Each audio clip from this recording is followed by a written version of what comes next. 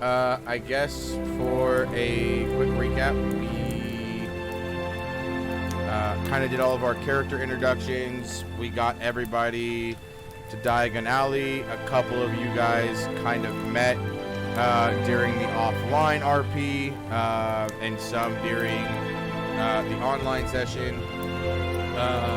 And yeah, you guys got all of your stuff.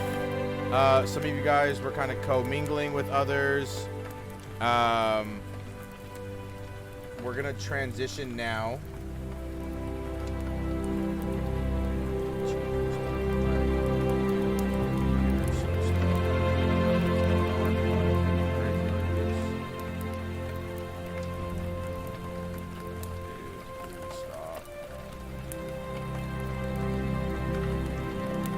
Okay, there we go.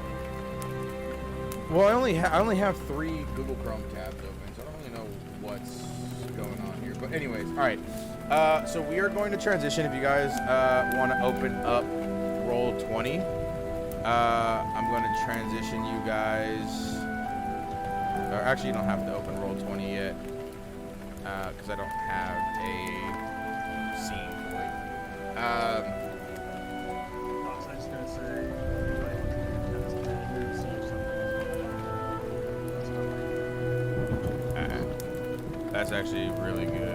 Holy shit! What was that? I got 27 tablets. Nah, dude, I'm only using 51% of my CPU at max and only 46% of my my memory usage. So CPU at 100, I'm going strong. I mean, something for a second said 100%. So that freaked me out a bit. might just be your internet. Your CPU goes under 91. Well, I am having a really bad storm out here, so it is possible that Connectivity is a little bit sluggish. yeah, we're having a problem. I beat my CPU like an indentured servant. Okay. So, we're gonna fast forward just a little bit to the following day. We don't have a Roll20 map for it yet because King's Cross was kind of difficult to build. So decided not to finish that. Where does everybody go? I guess let's start with I guess let's go with Vesper. Where would I'm assuming you and Mimi would have stayed, not Mimi, sorry. You and Gigi would have stayed probably at the Leaky Cauldron for the night, correct? Or would you guys have wanted to go anywhere else? We would have probably stayed at the Leaky Cauldron for the night Okay. because parents already paid for it. Cool. So you're staying there. Mimi, I mean, you're from out of town, or you're kind of far away. Not really. You're like maybe like a 30-40 minute drive. Do you and your dad want to head back to your house, or do you guys want to shack up in the Leaky Cauldron? I think we were gonna shack up in a Leaky Cauldron. Cool. Sounds good. And back. James, I'm guessing, I mean, you're from the US, so you would probably be in the Leaky Cauldron as well, right? Yeah, 100%. Cool. Akash, I mean, you're from the US as well. Would you be as also in the Leaky Cauldron? You talking to me? Yeah. Yeah, I guess so. Why not? I mean, if it's a nice place to stay. If not, we'd probably find some place nicer because we're rich. So yeah, there's that. Okay. Definitely can see that happening. Okay. Klaus, what about you?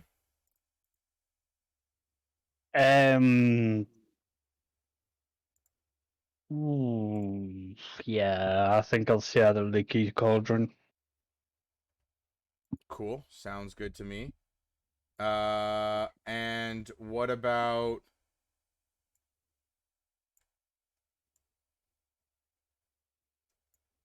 Atticus? He'd probably just go back home. He Okay. would probably live on that street, the same street as Leaky Cauldron somewhere. Cool. And Sebastian, would you have headed back home or? Yeah, I live 30 minutes away. What do you get a Cool, cool. Best Just- Western 30 minutes away when you have a trip the next day? Just checking. All right, so you guys all go to your respected areas for the night. I guess for those of you that are going home, Sebastian would probably be a bit closer to King's Cross. So let's start with Sebastian first. You and your dad are getting ready to head out.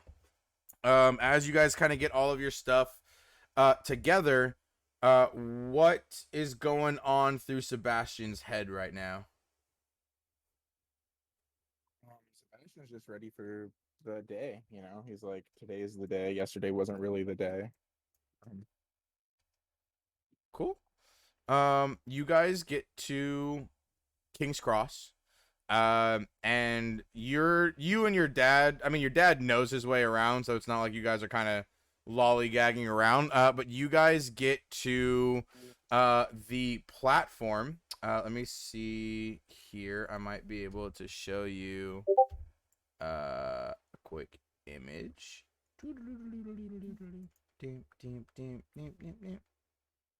Uh-oh.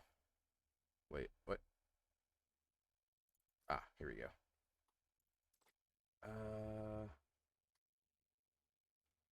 Do I have a map? I don't have a map of King's Cross. Wow. How Oh, dare you ruin my I thought immersion. I thought I did. I thought I did. Oh, shoot. Well, you get to King's Cross. I'll just describe it then. There, as you're heading in, you see there's a ton of like people walking around. And, you can clearly see it's a bunch of muggles that are kind of just roaming around. Everybody's bustling about. You guys are kind of walking through. You don't really have like a typical one of those like trolleys. Kingsley sort of has like these weird they're not like they're not like servant elves. It's more of like it's like a mechanical contraption that Kingsley made. Kind of like a butler, but it's like more autonomous. And so you see as they're kind of fumbling around carrying your stuff, you get to the brick archway that is separating platform 9 and 10. What does Sebastian do?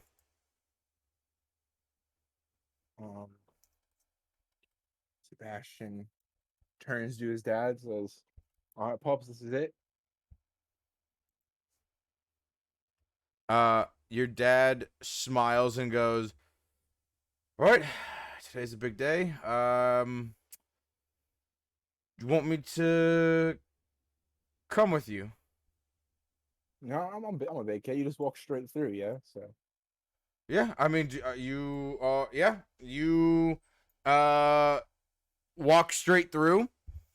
What's going through Sebastian's head as he's like heading toward, like walking towards this concrete, like this brick wall? he's just curious, like, if any of the people he saw yesterday is already there at the platform. Before you head through, you take a quick scan around. It doesn't look like anyone's arrived that you've seen before at Diagon Alley. It looks like you're either the first one there, or they all got here super early and are already inside. But you don't see anybody. Like, you see other students obviously kind of piling in, but nobody that you actually recognize. Sebastian's just like, crap, I really hope they're in already or they're coming, because like otherwise I have to talk to new people. Do you want to wait on the platform, or do you want to head in and wait by the on the platform at Hogwarts Express? Sebastian goes in because he doesn't want his dad to think that he's scared or something. He doesn't feel like explaining himself either, so he's just like, I'm going through. Cool. You head through. There's a sudden warm breeze as you like walk through this brick wall. You get a sudden smell of like burning charcoal almost, but it smells really good, like a Christmas like fire. And as you walk through, there's a bright red platform with a giant bright red and black steam engine sitting on the tracks waiting to head out. You see a ton of other witches and wizards kind of running around, and kids. Do you want to hang out on the platform, or you want to like find a car and like flag your friends down as they walk by? Yeah, Sebastian will go for a car first. Cool. As you head in, I posted the image of where all the cars are. You just pick which car you're in, and let me know. We will transition over to what? Is someone talking? No. Anyway, we'll transition over to Iris, or not Iris, Mimi. You are probably the next closest one. Your house is actually not too far away from King's Cross. You kind of live like in the heart of like a very muggly wizard mixed borough. You and your dad get ready. Your dad goes, right, well, we can't take the Thunderbird out. He's we can't, there'd be no way to do that. We can, however, travel via Muggle transportation. We stayed at the Leaky Cauldron. Oh, I thought you went back home. No, I told you I was staying at the Leaky Cauldron. Oh shoot. Okay. Well, in that case, Ghost, roll me a 1, 2, 3, 4, 5, 6. Roll me a d6. Yep.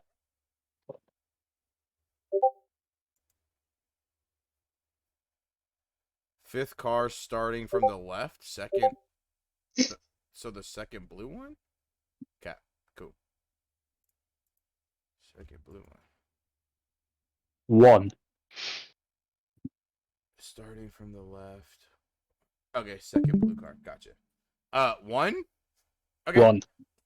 We'll go with Akash. It's early in the morning. It's about 9:30. As you guys wake up, knowing it's time to get ready to head over to King's Cross. Your parents are already awake, and you hear a knock on your door as you guys have separate rooms.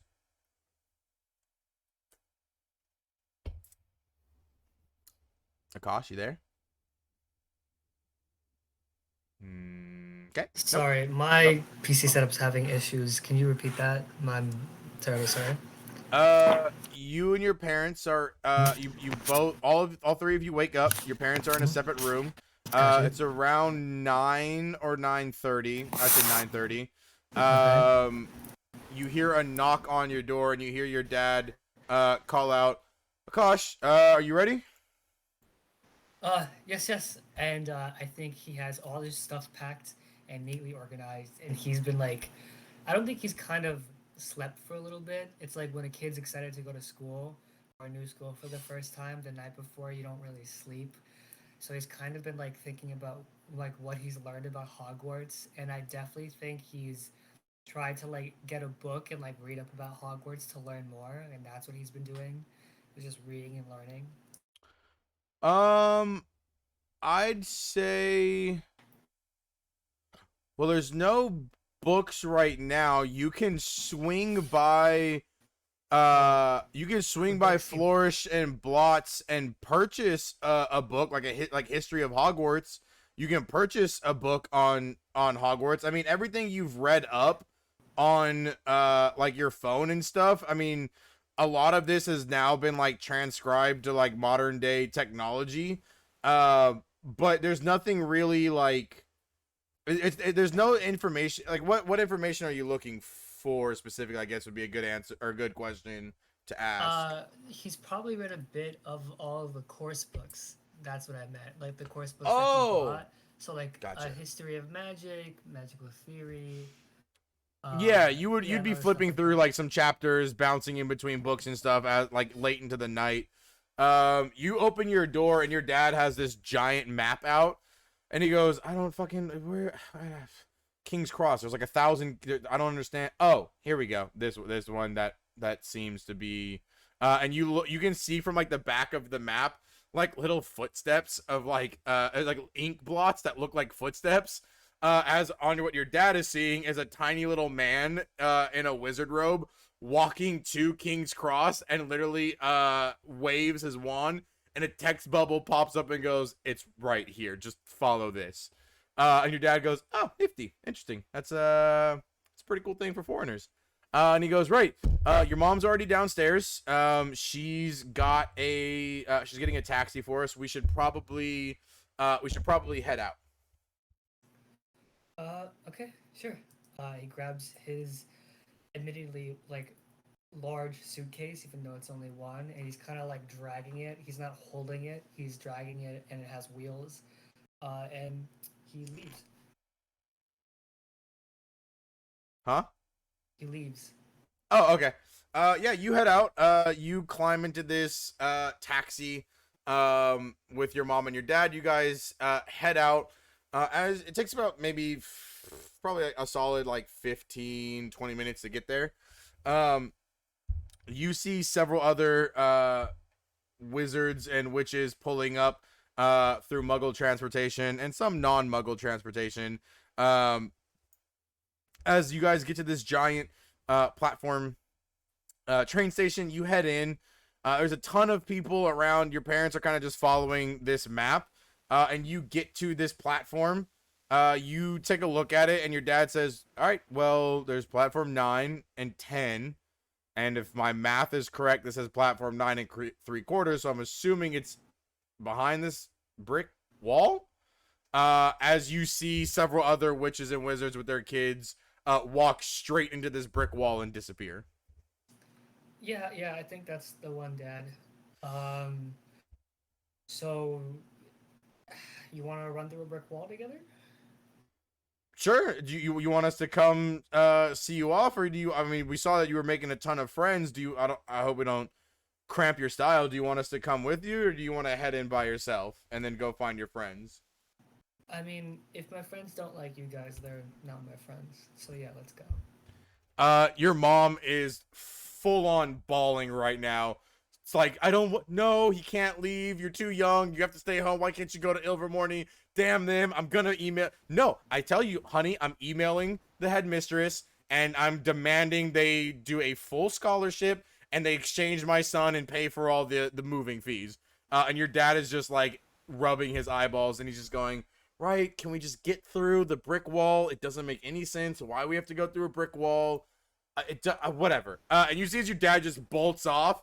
He grabs your hand and kind of pulls you with him, and you get this same warm feeling, a quick brush of air as your lungs inhale with like this very charcoaly aromatic smell. As you guys are standing on this very bright red platform with this red and black steam engine in front of you, and he goes, "Oh, this is. How did they do? Huh? I'm gonna have to send a team out here and see if we can figure out this magical shit that they got going on, because this makes no sense. It's like a pocket dimension inside a interesting. Well, cool. Would you your mom's a mess, and your mom is literally just like trying to like cling on to you as she's like squishing you, and your dad goes, right, can you let go of him?" And your dad looks at you and says, "Right, make sure you're the best in class, you're the brightest, and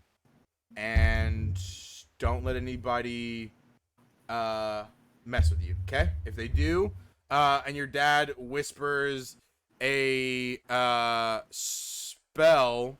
No, yes, it'd be funny if you can actually pull it off, but that'd be great. I'll text you the spell. It pretty much, he gives you a spell on how to pants people, which is like a totally American spell. But yeah, he whispers and he goes, if you need to use that, use it and run away. Us things, we don't fight with our fists, we fight with our minds. And he goes, "Right, do you need any help getting your stuff onto the train, or are you all good?"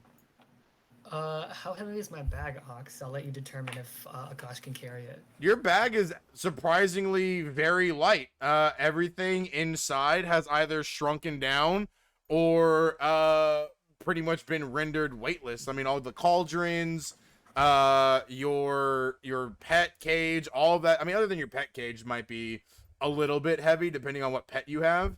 But like your cauldrons, your robes, your books, everything in your suitcase the second you got onto this platform, you go to pick your suitcase up and you literally lift it, almost throwing it above your head. Nope. I think I'm good, Dad.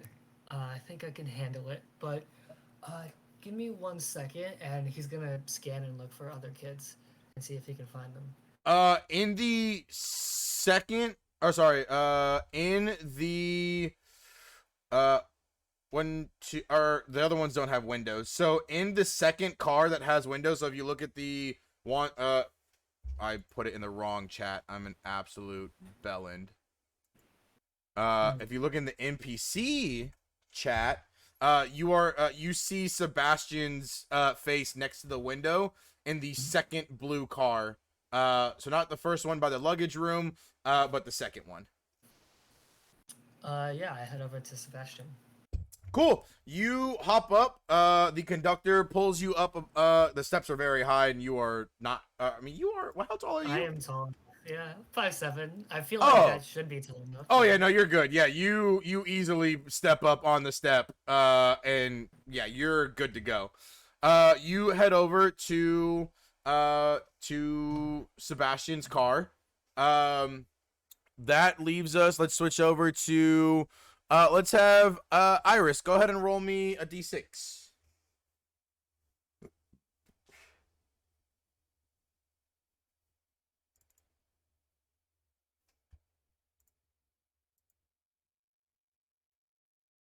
Did it? Exclamation mark instead of a question mark now, Iris. Yeah, we changed the bot. We changed the bot to one that was better. Okay. So it's exclamation roll space d6. Okay. Okay. Okay, we go over to Vesper. Vesper, you and Gigi share a room. Your alarm has gone off. Gigi is out cold snoring in her little black cat and half or crescent moon nightgown. Just sounds like an absolute diesel engine. As she's snoring away, your alarm blares off, and you look at it. You realize, oh, you've got an hour and a half to get to wherever the hell this place is that you've never been to before, in a country you've never been in. Okay. So Vesper, like, she's kind of used to Gigi Lena being hard to wake up. So, can I look around? Is there any book nearby me? Oh yeah, your stack of books is like tucked away. Like all of your stuff, you already packed all your stuff up before you went to bed. So you see a nice stack of your books on top of your suitcase. You haven't put those away yet, because I would assume you'd be flipping through some of them. But yeah, you definitely see your stack of books. Can I grab one and smack Gigi Lena with it?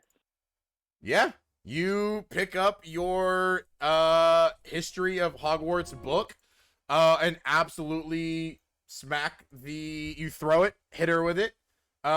She startles awake. She goes, hey, ow, why? Why are you hitting your grandma? What's happening? What's going on? Good morning, Gigi Lena. We gotta go. The train leaves in an hour and a half, and I don't know where to go from here. We gotta go. We gotta go. You see as she wakes up with a start, and she goes, oh my god, okay. She like whips out of her bed, opens up her giant purse. You see as she pulls out, you rarely get to see Gigi Nina, what's her name? Sorry, I just keep calling her Gigi. It's Gigi Lena. Gigi Lena. You see as she opens up her purse and pulls out her wand, which she very rarely uses because she always just uses language. She doesn't use a wand. You see as she twirls it around herself, and her nightgown turns into this very like illustrious Malta Greek school called Arameus. So you see as she's in her bright school colors, it's a very like lavenderish midnight mixed purple with stars, like actually stars gleaming. You see as galaxies begin to swirl around her feet area. Gigi is definitely getting done up. She goes, right, let's head down. I'm sure here in Britain they've got the same flu network. I'm sure we can travel that way, or if you prefer, we can take, what do these muggles call it? And you see as she pulls out her like ancient iPhone 5. She goes, there's something called Uber. We could get a Uber or a taxi. Let's stick to what we know. Let's take the flu network. She goes, good, thank God I did not want to travel in those disgusting muggle vehicles. They always look so bad and smell horrible. You guys head downstairs. Gigi grabs your suitcase and everything, opens her massive purse, and just dumps them in there. You hear a slight thunk as they fall to the bottom. She goes, right dear, let's go. And she hooks your arm around hers and heads out. You guys get down to the entryway where the main maiden is. And your grandmother asks for some flu network or some flu powder. You guys hop into the fireplace and she goes, right, hang tight. And then she pulls you in, throws the flu powder and says, King's Cross. And you guys go up in flame. Have you taken, I don't think you've taken, Vesper's taken Flu Network before. Yes.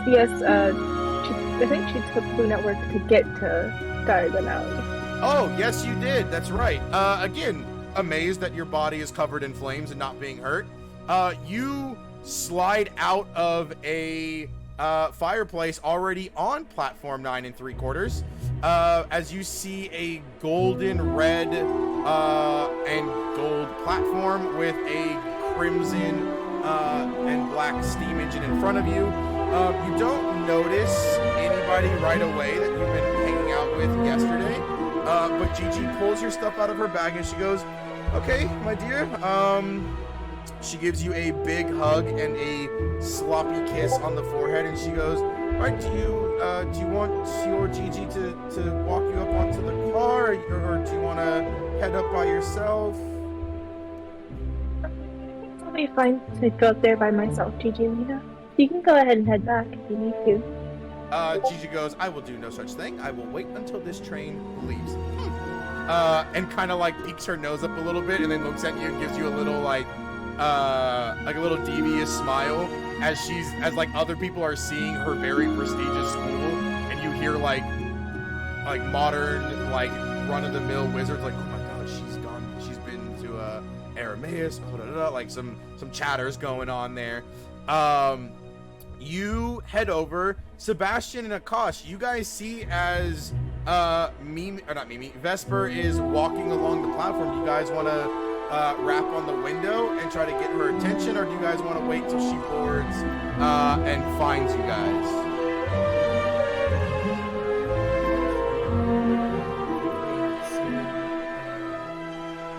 Wait, I see. Do I see Vesper or do I see me?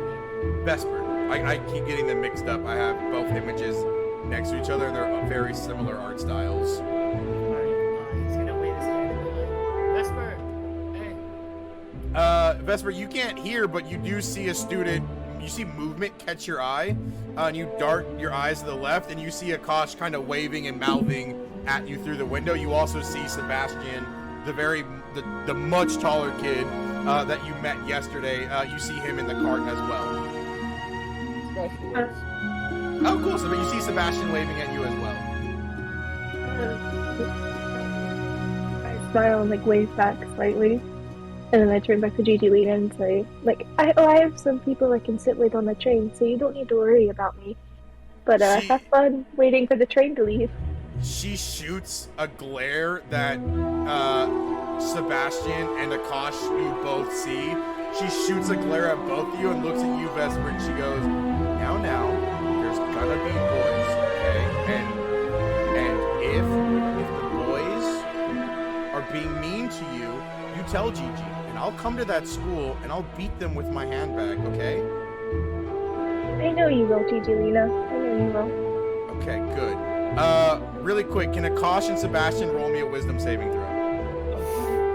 She's gonna attack children. Okay, well, I guess we know. Oh my god, the elderly these days Gilena's are hey, insulting the young. gangsta grandma. It's gangsta grandma. Yeah, OGG, ma. Oh my fucking You can do exclamation roll d20 plus whatever your modifier is, and it should automatically add that in for you. I think. I'm not. 100% Yes, it will. sure. Okay, I yeah. got a solid 6. I got a solid 6. Not that. It's exclamation rule D20 plus 1. Yeah, you got to do. There you go. So There you 11, go. and then Sebastian, what'd you get with your modifier? A solid 6. Perfect. You guys. It should be a 12. You guys. Why is it a 12? You have a plus 1. Okay. I have a 14 wisdom. It's a plus 2. That is a plus 2, yes. You both get a slight headache and then a vision. It's literally like a flip book cartoon that begins to get projected on your window as you guys are looking, and it's just stick figures of you getting beaten by an old woman with her giant handbag and says, "Be nice to my granddaughter." As she just looks at you guys. You guys don't take any damage, but she just glares at you guys and then walks away and poofs into fire. It doesn't poof into fire, sorry. She just walks away a little bit because she's going to wait until you guys take off. If you three want to offline RP, go for it. Next, we're going to have Mimi and James at the same time. The two of you guys, both of you wake up. We'll go with Mimi first. Mimi, your dad is not in the room with you. You wake up, your alarm goes off. You see as your dad has already packed all of your things. And he says, you see a text message saying, "Hey, went down to grab a cup of tea. Meet me at the bar area, like at the Leaky Cauldron, and we'll head out." What does Mimi want to do while she's kind of getting ready? She says cool, takes it back cool, and goes to check up on Clementine to make sure she had eaten the food she gave to her last night. for dinner. You see Clementine's bowl is literally spotless as she's kind of curled up on her little in her little like cat cuddler bed next to her cage. Cool. So she kind of picks up Clementine and puts her in her carrier and just kind of pets her until she like kind of falls back asleep in her carrier and closes her up and grabs her stuff and go down. You head out of your room. James, your mom is not there either. You get a text message as well stating that she is down getting a Irish coffee. What does James want to do? Let's see. I guess James will be just getting ready for the day or to go to Hogwarts. You know, just preparing himself, you know, meeting people, seeing a new place, trying to be, you know, in a positive way, being positive about it. Cool. You are looking forward to your next adventure and the new friends that you're gonna meet, this new place. You're getting all of your stuff together. You see as your you have a fruit bat, correct, as your pet? Yeah, that's correct. What is your pet's name? I forgot. Alfred Wingman. You see as Alfred is hanging upside down. You've got everything packed. As you open the door, you stop for a second and turn around, and you see as Alfred is hanging upside down asleep on the bedpost. Good, Alfred. Good. I'm gonna. Is Alfred in the cage? No, but you can pick him up and put him in his cage if you want to. Oh, I gently grab him like a little baby and put him very quietly in the cage. You pick him up. You see he's asleep, but he climbs onto your fingers as you move him into the cage. You see as his little paws instantly grab on the top. His cage that you have, by the way, is literally just a tiny cave with a handle on it, and he just goes inside the cave as the cage closes, like the front door closes. You head out. You run into Mimi. You guys are both heading out. You turn the corner left, James. Mimi, you turn the corner right, and you guys run into each other. Not physically run into each other, but like you spot each other. Hello, Mimi. How are you? My brain trying to remember if we actually met though. You guys did. I'm gonna Okay. say. I'm gonna say. Oh you yeah, guys we were bonded in at the ice cream shop shop. together. Nice. That's Yeah. My the ice brain cream shop. is all over the place today. It's okay. Yeah, believe me. She says hello and like kind of in like a groggish, tired voice. So I was, You okay? You didn't sleep too well? just excited mostly. I've been to Hogwarts before with my dad, but like it's the first time I'm actually going to Hogwarts. Oh, really? This is my first time as well. You know, I'm generally excited. You know, even though I was supposed to be in another school, but I gotta keep myself being positive. I gotta be confident about it. What school were you supposed to be in?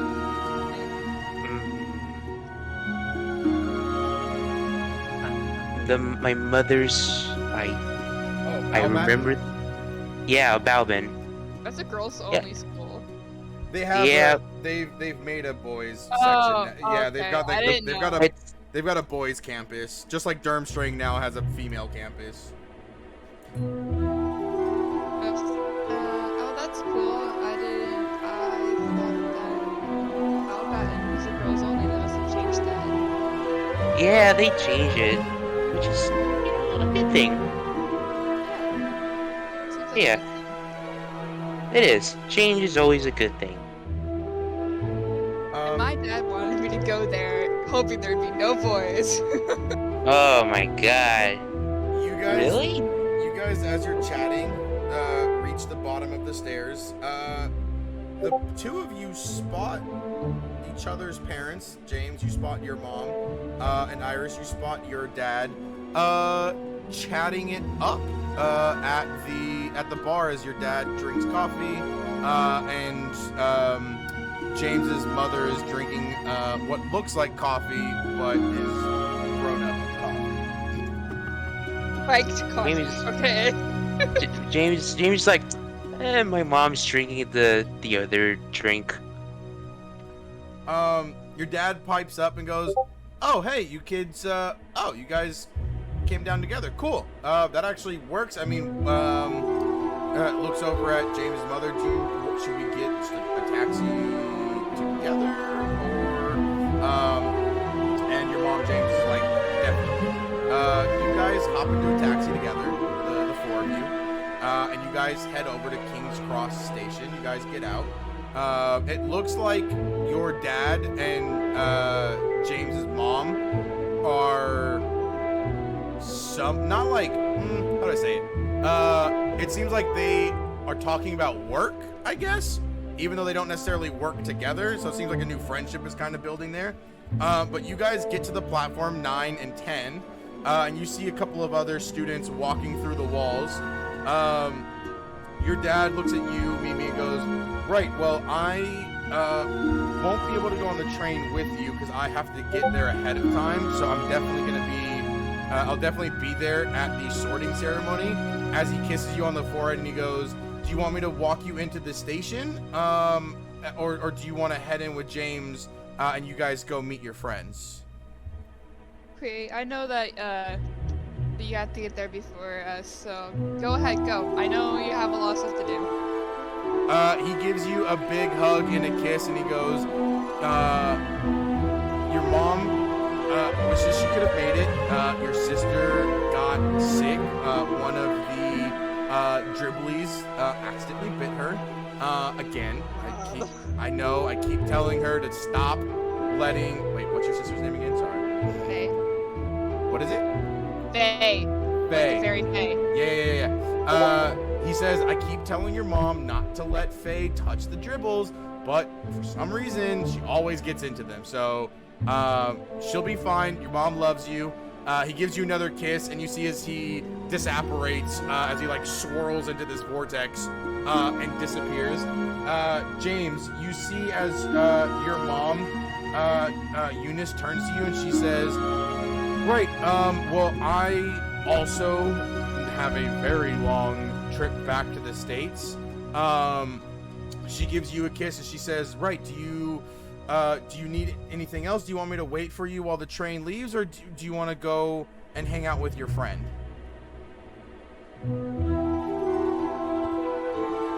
Well, I'm sorry. No, I could go with my friends, don't worry. But, you know, thank you, Mother. Thank you. She pulls you in for a very tight hug and she goes, love you, kiddo.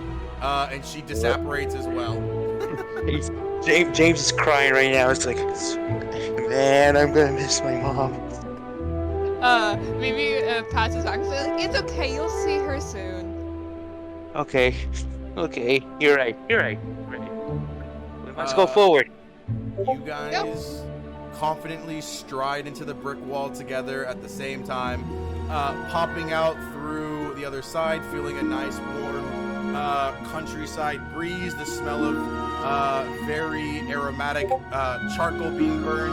You guys are on this crimson platform with this crimson and black train in front of you. You guys see several other students there.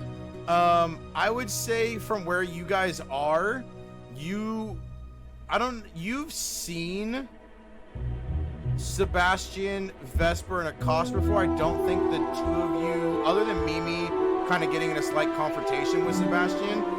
So you guys definitely see them. I don't know, do you guys want to go and try and squeeze in there, or do you guys want to head off and find a cart of your own? Mimi is gonna bid farewell to James, but because she's gonna go look for Rose, because they promised to sit together. Okay.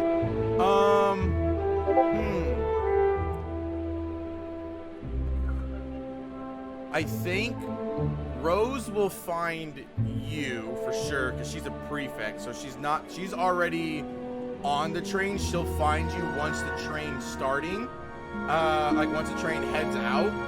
So you wouldn't be able to get into the prefect lounge, but she's definitely gonna come and find you. You guys have been chatting, I'll say, like offline, quote unquote, via text. She'll let you know. She'll come find whatever car that you're in when the prefects are like able to get up and make their rounds and stuff. So where would Mimi like to go? There's several cars that are open that you don't see any kids in. There's several cars with other kids that are in them. Where would Mimi like to head to? Also, James, do you want to follow Mimi? Yeah. Oh, absolutely. Okay. He goes and finds one of the empty carts to see. Cool. You find an empty cart kind of towards the back area of the train. You see as James is following you as well. Two of you want offline RP, you guys can. That brings us over to Atticus and Atticus. It's Fox, your mic is going crazy. I don't know if it's me, but your art. Yeah. No, same here. I hear it too. It's cutting out. what about now? Is it fine? No, it's still doing it. Not as bad. Discord's doing the same thing again. Okay, we'll do this thing. Hold on. I got this. Don't worry. It was just fine like 2 minutes ago. Yeah, Discord's been doing that a lot with my plug-in mic. One second, I can fix this. Alright, how about now? Is that better? It's better, but you're quieter. Turn up the volume. So. I'm quieter, you're saying? Yeah, I think you're like really quiet. It kind of sounds like you're on a phone now. It's not as good. I can...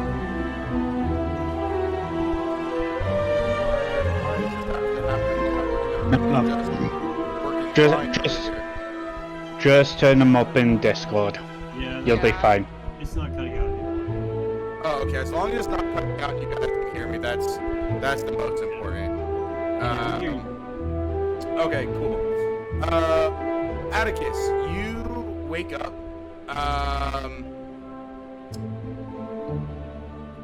Your nanny and sisters aren't there. There's a note that's been slid under your door. It's from your nanny, Miss Pomfrey, and she says, "Hey Atticus, sorry, had to take the girls back, ate too much candy and got sick, needed to tuck them into bed. I've written down instructions how to get there. Please ask one of the matrons at the Leaky Cauldron to help you get to King's Cross. Love you. Your parents send your regards." Where did you say she was going? She went back to. Oh wait, you're at your house. I'm at the house. Oh, So, Never are they mind, at she- the house? yeah, they're at the house. She just wakes you up and says, "Hey, we won't be able to. I won't be. I mean, I can't go with you. I can't leave the girls here." You because both your sisters are they are like actually very sick. It looks like they probably ate they ate way too much candy. Yeah, they went ape shit in the ice cream shop and went ape shit at Weasley's Weasley's Wizard Wheezes with a bunch of sweets, and they don't look so great. He You wanna just like looks at her and like shakes his head and like, why did you give them money? So here's the thing. I didn't give them money. They took the money. I didn't know they took the money. It turns out when you teach two little gremlins to be circus weirdos, they get really good at being circus weirdos and are able to steal things literally anywhere without being heard at all. So don't tell your parents about this. I've got it covered. They'll be fine. You see, she's like starting to mix a potion in her hand. She goes, I know I can't go with you. You should be fine. Do you need any like extra help? I can send somebody. I can call somebody and send them with you unless you want to head out by yourself. I mean, I could use a little bit of money. Found out we have 2 gold left. I'll get to the money later. She says I will definitely give you some, just not right now, because I have both things set up for it. You head out over to Leaky Cauldron. I will say, you do have an hour and a half to get to where you need to get. Going to the Leaky Cauldron will probably get you there the fastest through the Flute Network. If you want to go potion shopping, I will allow you to go potion shopping, but the only place that's going to actually sell a child potions is going to be somewhere in Nocturne Alley. You want to try and sneak around Nocturne Alley to get the potions, or do you want to head straight to King's Cross?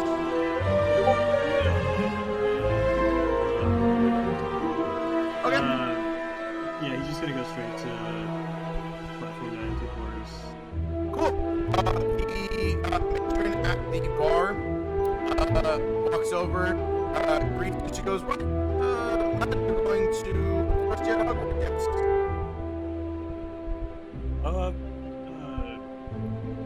Was it that obvious?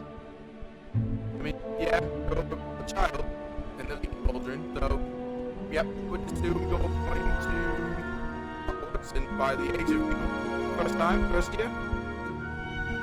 Yeah. There's a new system here that I can borrow. So, That's your name, Atticus. yes. That will be late. Perfect. Your nanny's already set everything up. Go ahead and step into the fireplace as she grabs a handful of Blue Network, and she goes, "Right, when on 3, I'll tell you, or on 3, say King's Cross, and I'll throw the Blue Network for you, or the Blue Powder, you step in the fireplace, Okay.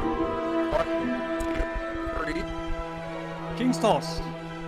And she throws the powder, and she goes, wait, no, yep, nope, he said it. He said King's Toss. Yep, that's, It was right? damn it, I hate kids so much. You teleport, you slide out of a, sewer drain next to one of the,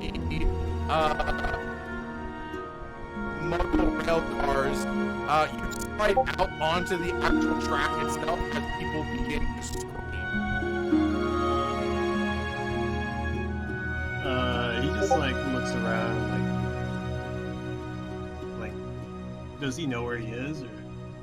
You're at a train station on the tracks of a train, and there's tons of people around you, all screaming in horror as a small child just got exploded out of a pipe into the middle of a train track, active train track, yeah. Starts running to the platform as fast as he You run and jump up as several people begin to help pull all of your crap onto the actual platform.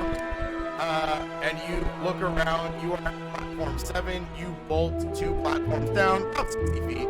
As you get to platform 9 and 10, all sweaty and sticky, covered in soot and stuff, you see several other people, witches and wizards, running directly into the wall, disappearing.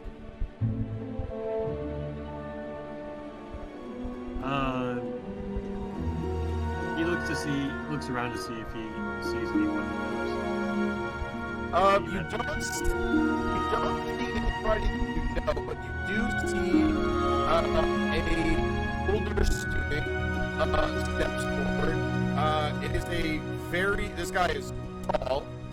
He's about 6'5", and you see he's wearing a black and gold school robes with a crest with a back. It's Hufflepuff is a honey badger, right? Or is it?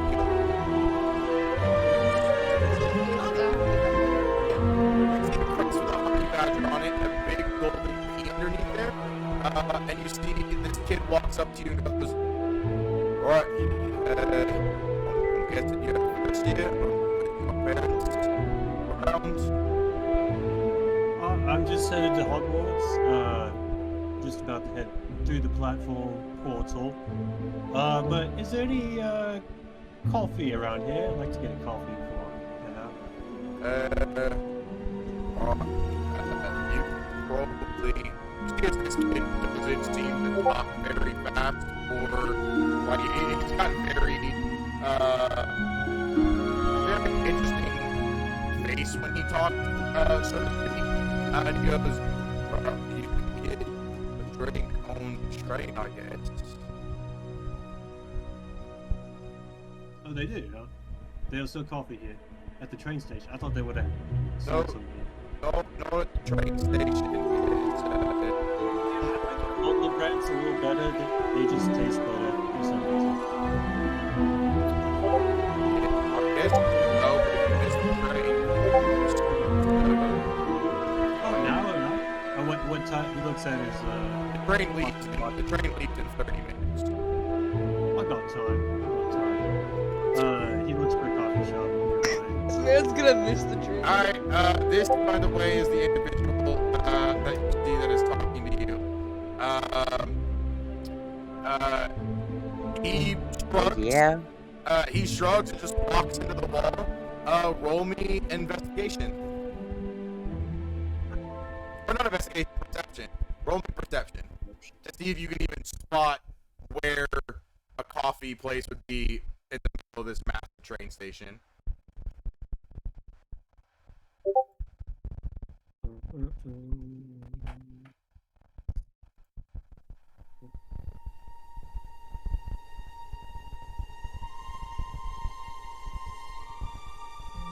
$30. 30-20. Yeah, down by the entrance, so you're on platform 9. So 8 platforms to your north, and then another 30 feet past platform 1. There is, you see like a little shopping center with a coffee shop all the way down there. He walks swiftly towards the coffee shop. Okay, roll me a d20 as you arrive.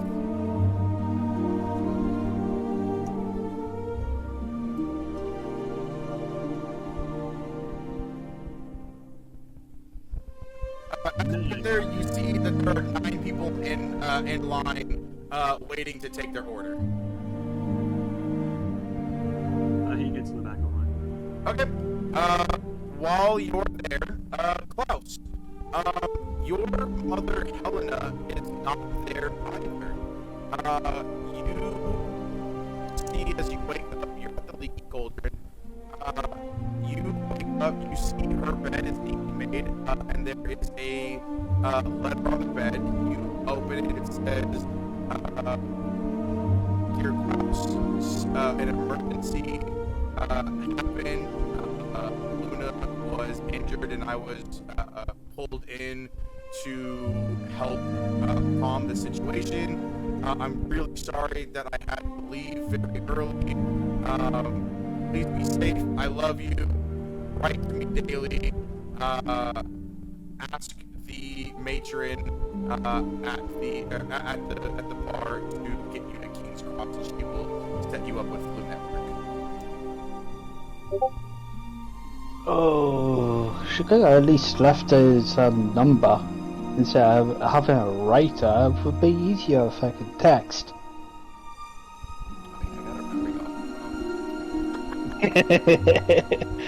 Right, yeah, text, that one, not letters. Nobody writes letters anymore.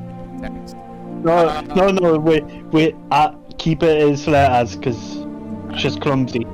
Letters it is. I have a ton of great animals to carry letters. Cool, what's Klaus gonna do? Klaus doing? Klaus is just gonna head straight down. Does Klaus get down just as Sol's character disappears in the Blue Network? I'd say you see the bright flash of green flames as you get to the bottom of the stairs. I don't think you see who went through, but you do see as the matron begins to walk away as she spots you, she goes, "Right, another one, yeah?" Yeah. Here's the thing. When you say King's Cross, make sure you say King's Cross. I don't know where the other boy just went, but I'm pretty sure he said King's Cross. So, enunciate yourself and be as clear as possible. Because I don't know where he went. I've already had that issue before. I know to keep it loud and clear. Perfect. Go ahead and step in. On 3, you will say King's Cross. She grabs a handful of flue powder to go 1, 2, 3. King's Cross. As she throws the powder, fire goes up. You are transported to 9 3/4 on the platform as you kind of slide out of this fireplace that's been set up there. You see the large crimson and black steam engine in front of you with a sign platform 9 3/4 and a stamp on the side of the train that says Hogwarts Express. You look around, you notice the older woman that was kind of walking around with Vesper yesterday, but you don't really seem to notice any of the other children that you were with right away. Klaus is just gonna open up his umbrella and walk to get onto the train. Perfect. Are you just heading on? And like where? I guess roll me a perception check. Yeah, roll me a perception check. Yep.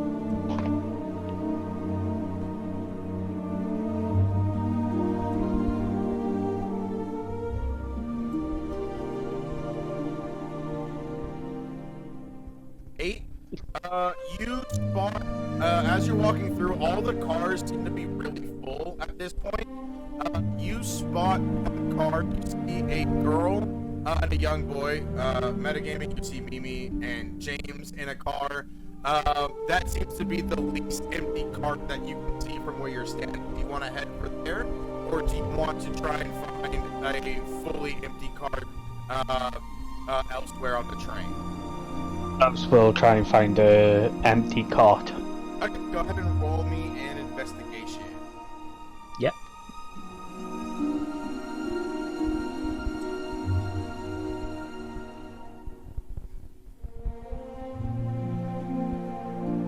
Seven.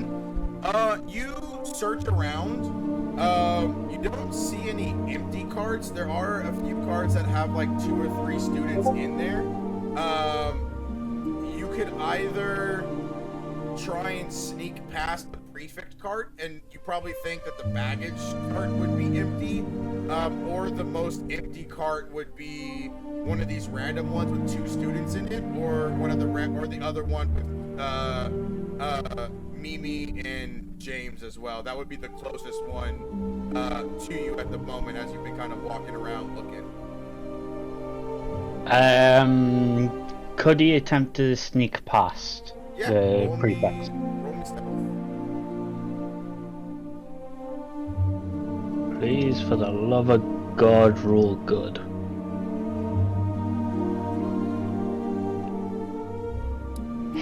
You see as you walk past, you walk right past the cart with Akash, Vesper, and Sebastian in it. The 3 of you see as this. I mean, you guys have seen Klaus before, at least Vesper has.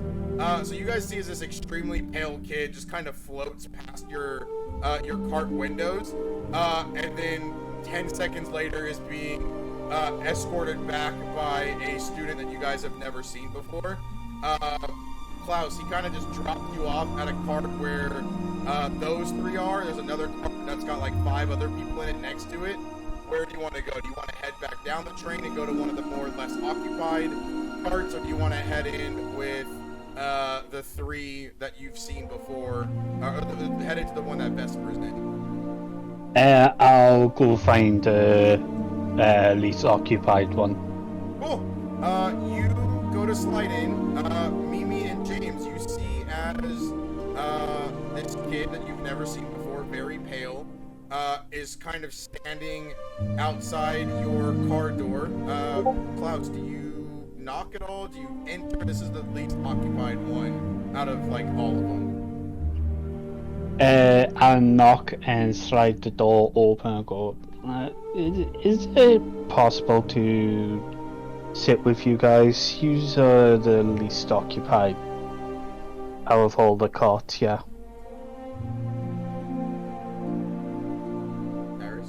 Mimi, Sure. James? I don't care. Nothing bothering me. Hey, I don't mind too. Cool. You head in if you got offline. Atticus, roll me a d20 to see how many people. Anything past a 9, it's your turn to order. Anything below a 9, we just minus it from how many people were in the line.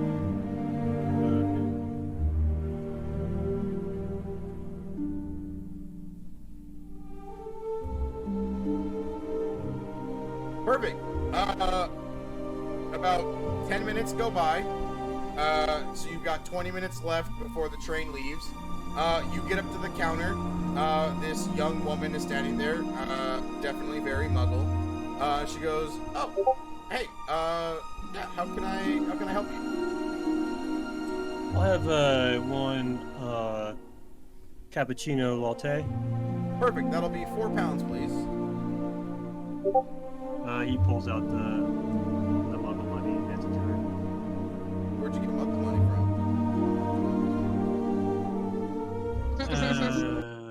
Your parents aren't muggles, so they wouldn't have muggle money. I mean, well, I think your dad might. No, your dad's not your dad is a muggle, right? Yeah, my dad. But- I'm half, so Yeah, he would I have don't think access he would have to left you any muggle money because you're going to. It's just school like all- loose change. She doesn't have like a briefcase of cash. It's just No, like well, I would say maybe I would. 20 pounds of loose change or something like that. I would say you have your 2 galleons, but you don't have any muggle money. You could try and pay with your Okay. galleons if you want.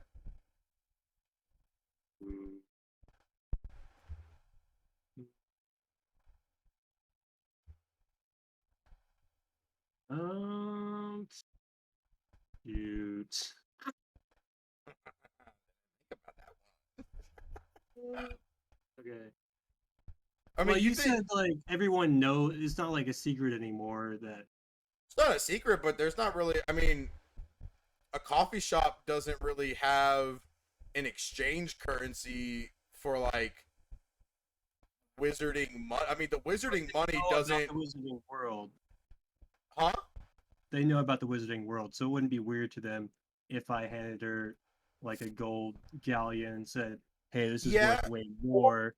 How about you cover the costs, and then you can keep this coin." That's what he would say. So you just want to give her a full galleon for a coffee? Yeah.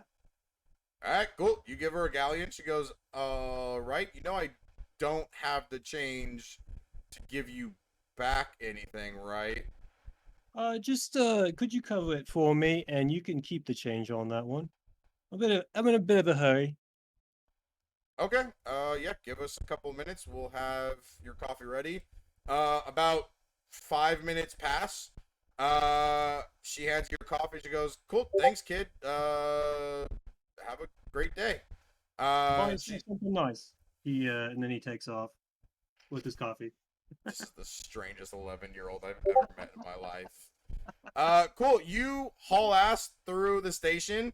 You find yourself back at platform 9 and 10 with the brick wall. Less people are going through it now. Do you want to just run through the wall? Do you want to stop and ask somebody how it works? Hey, yo, you over there. How does this work? Roll me. I mean, fine, fuck it. I don't care. Just move this along. Yeah, you see this, witch looks at you. She goes, "All right, first time. Just run directly in between, the platforms 9 and 10, and you'll pop out on the other side. Just like this." And she heads in with a small child, and they disappear. Okay. That's it. I'll just walk over here. Cool. You head through. You pop out on this platform. Big old steam engine in front of you. It's not as busy now. There's definitely more parents kind of just standing around on the platform, waving at their kids and whatnot. You hear as the train whistle blows, and the conductor goes, "Right, everybody on board, leaving soon. Get on now or be left behind." You see like a couple of kids dash on. You rush to head over. You hop up into the train car where, I mean, there's tons of cars. Do you want to look for anybody in particular, or do you want to kind of just find a cart? He's gonna look for some more first years or someone he met the other day. Okay.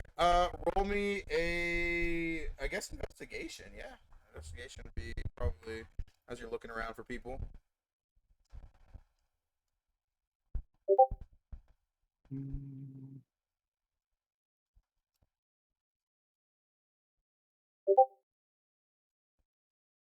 $15.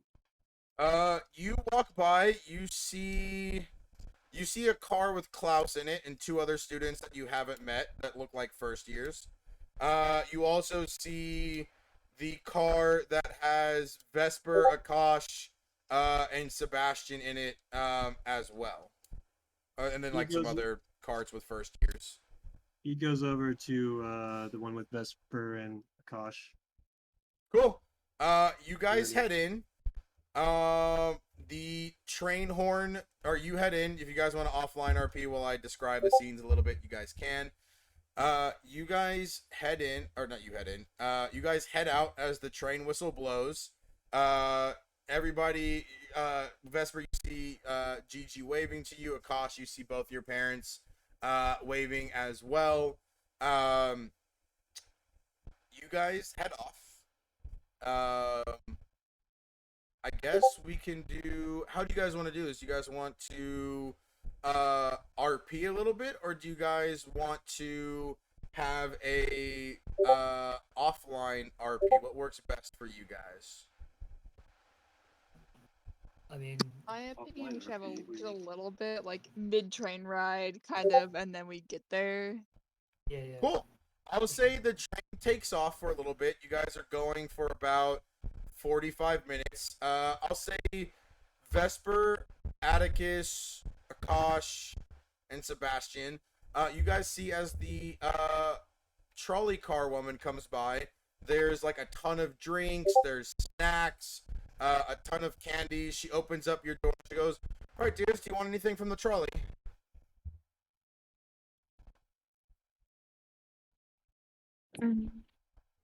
Yes. Okay. What would you? Oh, I need to probably provide you guys a list of what's on the trolley. That would. That might be a good idea. Place frogs. Chocolate frogs. Know what I want? Yeah. Are they any good? Right? There we go.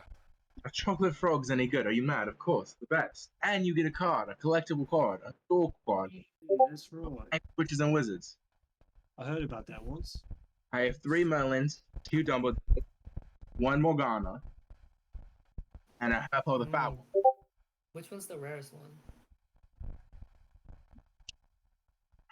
I guess Albus was rare before, but they're printing new ones since, it's been 20 years since they made the last print of cards. I mean, I try to stay away from candy. It's bad for my health. What other ones do you recommend besides chocolate frogs? Exploding bonbons. They explode in your mouth. They don't really hurt you. It's just like a funny explosion feeling. There you go. I put it in the Whizbees. offline. Let you float a little bit in the air if you eat them.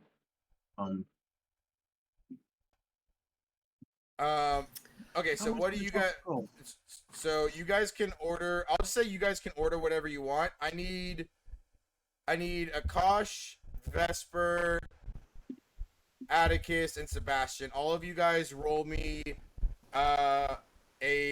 roll me 2 D100s at a time, and then roll me a third D100 by itself. Wait, okay, roll 2 D100s, and then roll a third one. I got Yeah. 1 or 2, and then 59. Okay, so Sebastian, you have 102 sickles and 59 galleons. Though you see as the trolley car opens up and you start telling her your order, Sebastian, you see as a small pouch begins to fade in on your leg, and you see a little note saying, "Sorry, totally forgot to give you your school money. Love you, kiddo." It seems like your sister has sent you some money. Oh my god, there's so many here. Holy Wicked. shit. Absolutely wicked. Hold on, give me a second while I read through all these numbers. Good lord. Okay, so we got Sebastian. Okay, Akash, you get a package with you didn't roll your other D100. You get a packet. I did. Oh, what? Where? You Oh. roll. You're supposed to roll 3 That's 2 at a weird. time, and then 1 by itself. So you see the same thing pops up in front of you. You have 141 sickles and 98 galleons as your parents. As your mom says. Let's As your mom says, "I love you so much. Take this. Please buy whatever you want. I love you. Write me all the time. Your father and I are gonna miss you." Vesper, you get 36 sickles and 60 galleons from Gigi Lena as she goes, "Again, if the boys are mean to you, I will come and beat them senseless." Let's see here. So you've got 47 sickles and 90 galleons as Miss Pumphrey was like, she's like, "Sorry, your sisters are still very sick. I was so mind boggled I forgot to send you this. Hope this helps." I think we're missing James and Klaus, and I feel like somebody else. Mimi. How do you roll 2 dice in one? So exclamation, roll, space, 2 D100. Oh, you And put it. then- Okay, yeah. Yeah. I see. Well, I mean, you already. Wait, hold on. Did you roll? Wait, what the? Oh, okay. So okay, Yeah. okay. Atticus changed that. God damn it, making me do math. Ugh. Hold on. Okay, so erase what you just wrote down for money. So just to clarify, I got Right. 60 galleons, 36 sickles. I Or is rolled it a the other way double. around? You No. don't. Atticus, hold on. Don't roll anything. Chill out for a second. Hold on. Vesper, you got 60 sickles. Wait, did you also? No, you got 36 sickles and 60 galleons. So roll me one more D100. So you have 47 plus 90. So Zoe, you have 137 sickles. Now you're rolling for your galleons because you rolled it backwards or not. I just didn't know how to roll it twice. Same. Yeah. It's you literally just put if you're gonna roll multiple of the same dice, you just put how many of that dice you're gonna be rolling. Okay, so you have 137 sickles and 46 galleons. Ghost, you have 70 sickles and 39 galleons. Jean, you have 81 sickles and roll your galleons. Would I roll a d20? No, D100. Oh. And then Mimi, you have to roll too. I- Holy fuck! Okay. You No, have- no, no. What am I Wait, that was a rolling? mistake. My I brain. forgot to put the d100. Wait, what? He didn't I roll it. forgot. Oh, Yeah. He just typed it. Yeah. Yeah, my bad. Yeah, I got the 98, which is insane. What am I rolling? Oh my lord, you children are gonna hurt my fucking brain. You rolled 2 D100 and He then got a 1 74 D100. now. I was just asking. Chill out. Okay. Okay, there's you have no- 74 galleons, John. Iris, you have 143 sickles. Roll one more D100 to see how many galleons you get. Okay, 4 galleons. Okay. Okay, so you guys buy your snacks. The train cart heads off. Before we get into any RP, let me get the others their snacks, and then we'll start with Mimi, Klaus, and James, and one other person. The three of you that are in the back of the back area cars. The trolley comes along. If you guys, there's no money, I'm not gonna make you guys take any of your money away for snacks because that's just nonsense. Because you guys are gonna be going somewhere cool later in the year. But you guys get your snacks, and she leaves. Let's turn it over to James, Klaus, and Mimi. Feel free to RP. The other group, if you guys want to do some offline RP, while they are RPing and we get to you guys can pick up from that offline if you want to. I definitely don't want to rob you guys of any offline RP abilities. But Klaus, James, and Mimi, what are the three of you up to? Food. Uh, Literally. Yeah, literally We're talking just about talking food. about food. Y'all are just eating. No one's talking. No, No, we're not. talking about the food.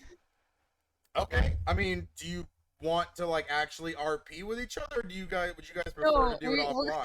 RP where you asked us what we were doing, so we told you. Oh, yeah, that's my bad. Wow, I actually am dumber not high. This is wild. Folks, some marriage mate. Okay, go ahead, guys. Sorry, don't let me interrupt. You guys go ahead. Wait, is it okay? The trolley woman's here, right? Yes. Making sure my brain's not. You guys dying. have already bought your snacks. She's headed out. Oh, okay. Yeah. So you can whatever. I posted a list of the snacks. You guys can do whatever you want with your snacks and stuff. Mimi starts eating a couple of her pumpkin pasties. Brain does not work. Pastries. They don't say it pastries, but that's why it's not. They're pumpkin pasties. Yeah, they're not. Pastries and pasties are spelled different. Are you trying to tell ghosts how to speak British?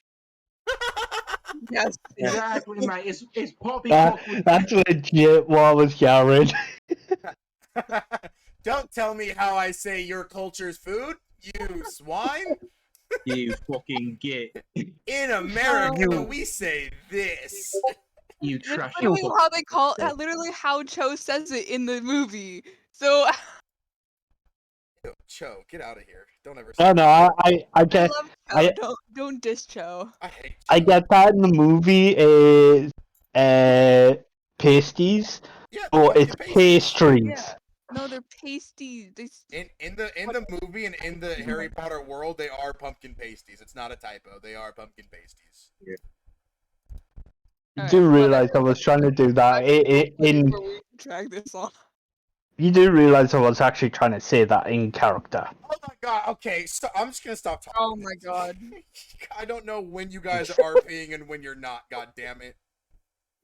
You need to say your character's name before you start role playing. Okay, Juno says to Mimi, they are.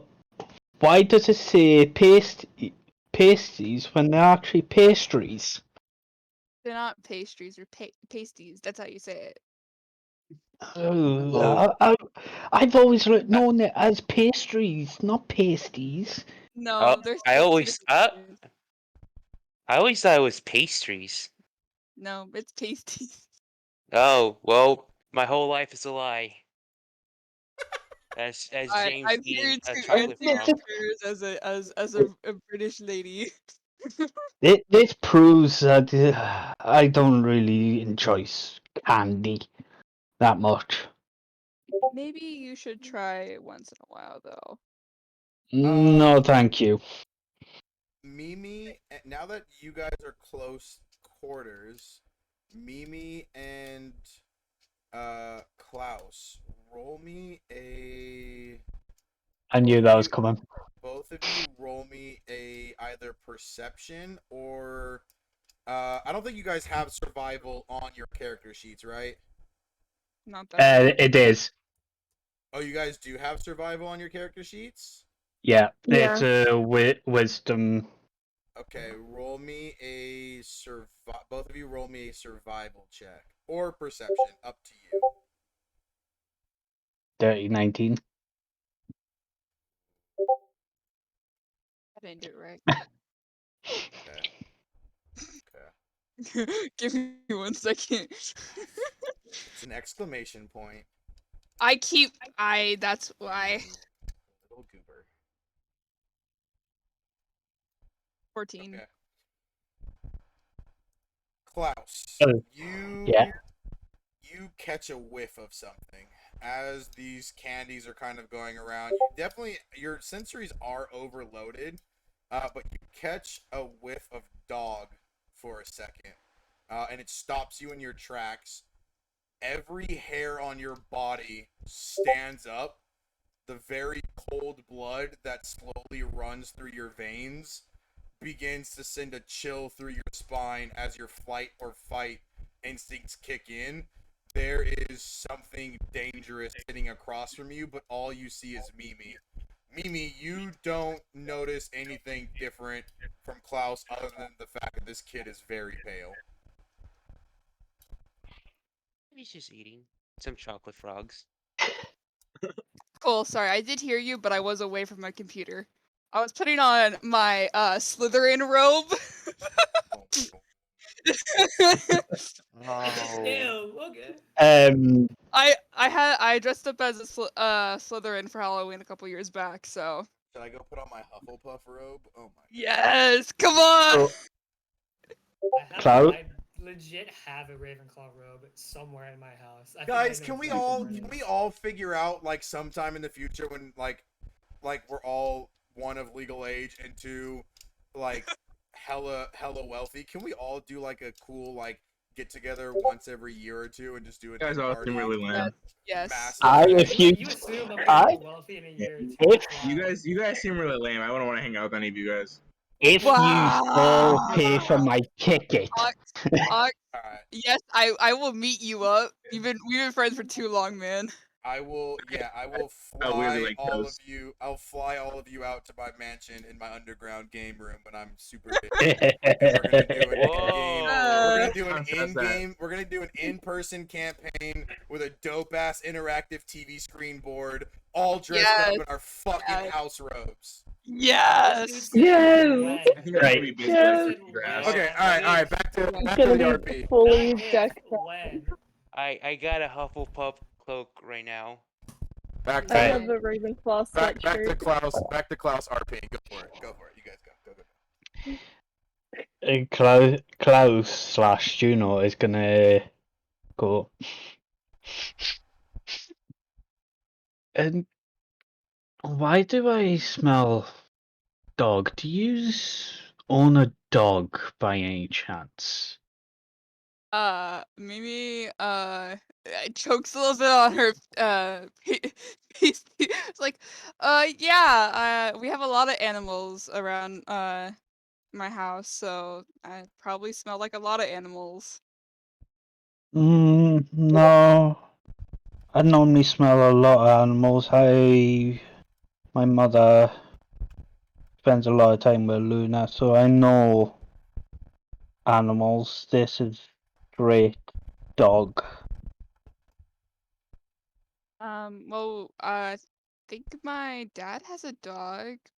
I don't see it often. It's usually running around helping him. Oh, Um, really quick. Sorry to interrupt. I just saw this now. I don't. I'm not checking my DMs. I'm sorry, Vesper. Yes. If No, you you're guys fine. go- I if you just sent guys- that. If you guys go in the player handbook, go ahead and roll. There is a table for. I was gonna ask if I could roll for that. 'cause Yeah, there is a table for chocolate frogs. So those of you that are buying chocolate frogs and actually wish to start collecting them, it's a I'm gonna normal one. I'm gonna say everybody, if you whoever wants to, can have up to 10 chocolate frogs right now. So go ahead and roll for those. Put that somewhere on your character sheet or your notes, wherever it may be. But yes, you guys are more than welcome to start rolling for your chocolate frogs. I'm very sorry I didn't see that Sweet. until just Okay. now. No. I literally just sent that like 2 minutes ago. You're fine. Oh, okay. I didn't see. I was very interested in this whole dog thing going on right now. right. Could I make a roll to see if she's trying to hide something? I was gonna say, Mimi, are you trying to deceive? Like, oh, like, do you think? Do you? So I'm not Mimi gonna- has no idea if he knows that she's a werewolf or not. Does She's Mimi just assuming think- that she's. Well, I'm saying, does Mimi think that he's talking about, like, any inkling that she thinks he's talking about her? Like, do you? The very slightest, but Okay, like she roll- lives around a lot of animals. She might smell Roll like me an dog. insight. Roll me an insight, then. Me rolling insight? What? Yes. 'cause Not I me. want- No. Mimi rolls an insight. I want, because if she's saying that there's a small chance that she thinks he's talking about her, I want her to roll an insight to see what her gut feels. A 9, dread sets in your stomach as you start to tell him, "Oh, my dad, I've got a lot of animals. My dad worked in them, blah blah blah." A pit falls into your stomach as you think he might be talking about you, like the you. Yeah. Okay. Okay, go It's ahead. like You guys- eating a chocolate frog right now. James is just chilling, eating frogs, while the two of these individuals are just staring at each other. So- James looks up. He's like, "What's going on?" So could I make a roll to see if she's trying to say- hide it? I would say on your 19 survival, with the fact that you felt an immediate sense of danger after smelling dog, roll me now you roll me another survival at advantage. Because Yeah. this is more of a supernatural thing and not a physical trait. It's different between the two of you. If it was a normal person, I would maybe say something different. But roll me survival at advantage. So that's the first one. 12. You could roll 2d20 at the same time and it'll show me both rolls. Yeah, it would show both rolls, but I've got a +2 modifier, and it would have just added 2. On a 12, even though your vampiric instincts are sounding off alarms, you think maybe her dad or somebody she knows is possibly a werewolf, but not her specifically, and that's where you're getting the scent from, because she's saying that her dad takes care of like magical creatures, and they always have stuff going on. So it's very possible she's been around maybe a werewolf, but you don't think she's a werewolf. Right. Klaus is just gonna go, right, okay. And he looks over at James and goes, "You still stuffing your face with those chocolate frogs?" Yeah, it's good. Come on. I got cards. Wait, you get cards for those? Yeah. They're I got- collectibles. Yeah, I got hot Havelock Sweetie. Oh. Klaus is just gonna put his head in his hand and rubs his eyes and sighs deeply. "Oh, whatever, float your boat, mate." Just then, it's now about an hour into the trip. There's about 45 minutes left. You see as there's a knock on the door, and Rose opens it up and she goes, "Oh, hey, finally found you guys. We're gonna be docking. We're gonna be arriving soon." You see as she slides in and closes the door, she goes, "Right. So what we're gonna do, if you guys can get changed into your work robes, that would be just like your regular black robes. That'll be awesome. When we get there, we'll kind of escort you guys around." She looks at you, Mimi, she goes, "Hey, sorry I couldn't get here earlier. There were a couple of first years that were hanging out with the Slytherins and up to no good, so the prefix we kind of had our hands full. But I'm gonna hang out here with you guys if that's cool. Can I hang out with you guys? I don't want to interrupt anything." No, I'm fine with it. You see if she looks at you, Klaus, for a quick second. She goes, "Hey, Mimi, that guy's like super pale." I'm back. Sorry. Oh, Rose looks down at you and goes, "Hey, the guy you're sitting next to, Klaus, he's really pale. Is he okay?" Assume so. I don't know. Maybe he doesn't get a lot of sun. He said he had an allergy to sun or something. Hey, kid. My name's Rose. What's your name?" As she reaches a hand out to you, Klaus. "My name's Juno." And he grabs her hand. She shakes it and goes, "Ooh, cold. Nice to meet you, Juno." She looks over at you, James. "Hey, James. Nice to see you again. How's everything?" Good. Yep. Chocolate. Yep, I can. Yeah, you've got chocolate all over your face. That's right. She looks at you, Mimi, and she goes, "Well, good luck with these two. I have to get back to the prefix cart. Super sorry I wasn't able to hang out with you again. Crazy stuff has been going on. Slytherin's first years. It's been a nightmare. I will see You're you guys fine. at the sorting ceremony for sure, though. Okay. Bye. Hope Bye." everything is okay with you. You see as she darts out as you guys hear a loud bang, and she goes, "God damn it, not again, Jacob," as she runs out. We transition, so if the three of you want to offline, you can. We head over to our other four members. What is Vesper, Sebastian, Atticus, and Akash up to? I guess picking up from your offline. We're looking at our chocolate frog cards. Yeah, So- yo, I got Only one Salazar gold Slytherin. card. I mean, Oh, I'm like, Salazar too. yeah, also got Paracelsus. How do you say this? I'm still Parace- trying to figure it out. Hold on. Paracelsus. He discovered Paracelsus. Parpletongues, man. Is it bad that I got 2 of the Slytherin cards? I don't Oh, know it doesn't if really I- determine nothing.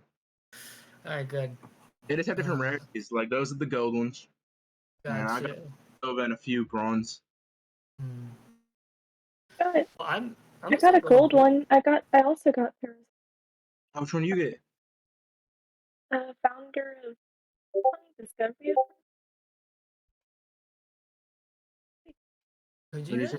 It's your mic's breaking up a bit. Can't hear you. I'll try speaking louder. Is this better? Oh, Yeah. there we go. Yeah. Yeah, I can hear you. Okay. I got Paracelsus, credited with discovery of Parseltongue, it says. Oh, you. Look at that. Each of us got a match. I got a gold card as well. He made like the Basilisk or something like that. Oh, that's cool, I guess. Wait, who is it? I don't know. He looks kind Owl. of evil, You got but Harpo the Foul. I only have one of those. Hirpo the Fool. Oh, Ancient Greek Herpo- dark Herpo wizard the who used to Foul. be a prisoner, a pioneer It's- of it's- the dark arts. He was an old-time evil wizard. Back when they Yeah. had swords and the like. Yeah. Are all the gold cards evil? No, I have Albus Dumbledore. He's gold. I have like 2 copies in my I house. got Godric Gryffindor. That's Ooh. Wicked. I don't have Godric. That's Oh, crazy. hold on. You got Godric. Okay, hold on. I have to. Shit. There's a specific Wait. thing. There's a specific thing if someone pulls up Godric. Hold on. There. Oh, Oh, shit. Really? Yeah, there's a legit thing. We just added. We're adding in cool stuff for all the cards today. We haven't gotten around to finalizing everything, except like the founders of Hogwarts are the cards that we have set up right now. So give me 1 second while I pull this. Don't up. worry, I I'm didn't still, realize like- you guys were gonna fucking actually pay attention Yeah, to the we chocolate got- cards. We got. Listen, Bro, I- you think I'm gonna allowed to be Harry Potter? Go to the Harry Potter world. I'm not gonna get myself some collectible cards. Didn't know, man. exactly, bro. What are you I- talking about? I Listen, thought you guys would, but like I didn't realize it was gonna be like a legit thing. We got 2 Dude, pairs I'm of literally posters. going like when this sets when you like go back to the other group, I'm literally gonna start making a spreadsheet so I can keep track of all the cards. Oh we wait, no, have. I have it my in a Google God. Doc. Like I'm working on Just it right writing, like, now your about the reviews. cards. Like that I me, like literally opened it up. That was before he even mentioned the cart. I already opened it up. That's why I had Sebastian bring it up in offline. For those that pull Godric Gryffindor as the card, does anybody else have any founding fathers? So like Godric Me Gryffindor, and Salazar, Alex both got Slytherin. Salazar. Looking, I'm on my last card of trying to figure out. I Okay, have it's Salazar Josh, guys. Slytherin. Okay. I- No, it's nothing. Okay, so Akash has Slytherin. Vesper sure has also has Slytherin. Gryffindor. Does anybody else have like Ravenclaw, Hufflepuff, or any other Salazar, Slytherin? I haven't done all my rules yet, so I'll Sebastian, do that Um, now. Yeah, I just got done figuring out who I all got. Okay, let me know. You guys That have was to the only finish. cool one I got, Let me bro. know. Everyone else I got was lame ass. I got one You you got- save. You got I got Albus? Slytherin. Yeah. Okay, so though he has one as well. Okay, so let's go in order then. Gryffindor. Mhm. Vesper, you see as you're like you guys are kind of exchanging cards. You see as you flip your card over and you see Godric Gryffindor with his arms folded. You see as he looks at you, he unfolds his arms and gives a slight like bow/nod as he smiles at you. You then feel a very heavy lump in your pocket. Vesper kind of like looks down in surprise and like reaches into her pocket. Was that a gun? What? When God, Accio Glock. Godric puts that Glock on him. Exactly, Godric Glock.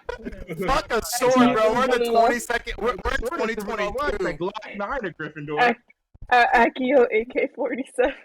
Jesus Exactly, bro. Christ. You get it. You pull out a mini chocolate philosopher's stone out of your pocket. If you choose to eat it, or when you choose to eat it, it doesn't go bad, so you can eat it whenever you want to. But when you do eat it, it gives you an extra. Write this down because it's very important. I'm not gonna remember it. I'm writing it down. When eaten for the next 24 hours, gives you a +2 to any charisma saving throws, and +2 to any charisma based skill checks. Or Oh my god, that's good. yes. Okay. Wait, just for bravery? Well, it's cause like Gryffindor is like all about the brave and stuff. So like you feel like you're no longer timid. Like when you eat it, you feel more confident. I guess is how to say it. So like you kind of carry yourself in a more confident, bravado-esque way. Who got Slytherin again? That was a Kosh, right? Salazar Slytherin. Okay. Me and Akash both got it. Wait, you got it? You got Albus Dumbledore and Salazar Slytherin, Sebastian? No, Sebastian was saying in character that he has 2 Albus Dumbledores at home, at like his collection at home. So what the card I got was Salazar for like gold cards. Okay, so what did you get right now, though, is what I'm asking. Salazar. You got Slytherin, and so you have Slytherin, and Akash has Slytherin. Is that what I'm saying? Okay. The two of you see as Salazar Slytherin looks at you, gives a doesn't give a distasteful, gives rock with me. Gives like a smirk, and you see as he throws his cape over and disappears. You guys hear a loud click from your wands as a spark shoots out from both of them.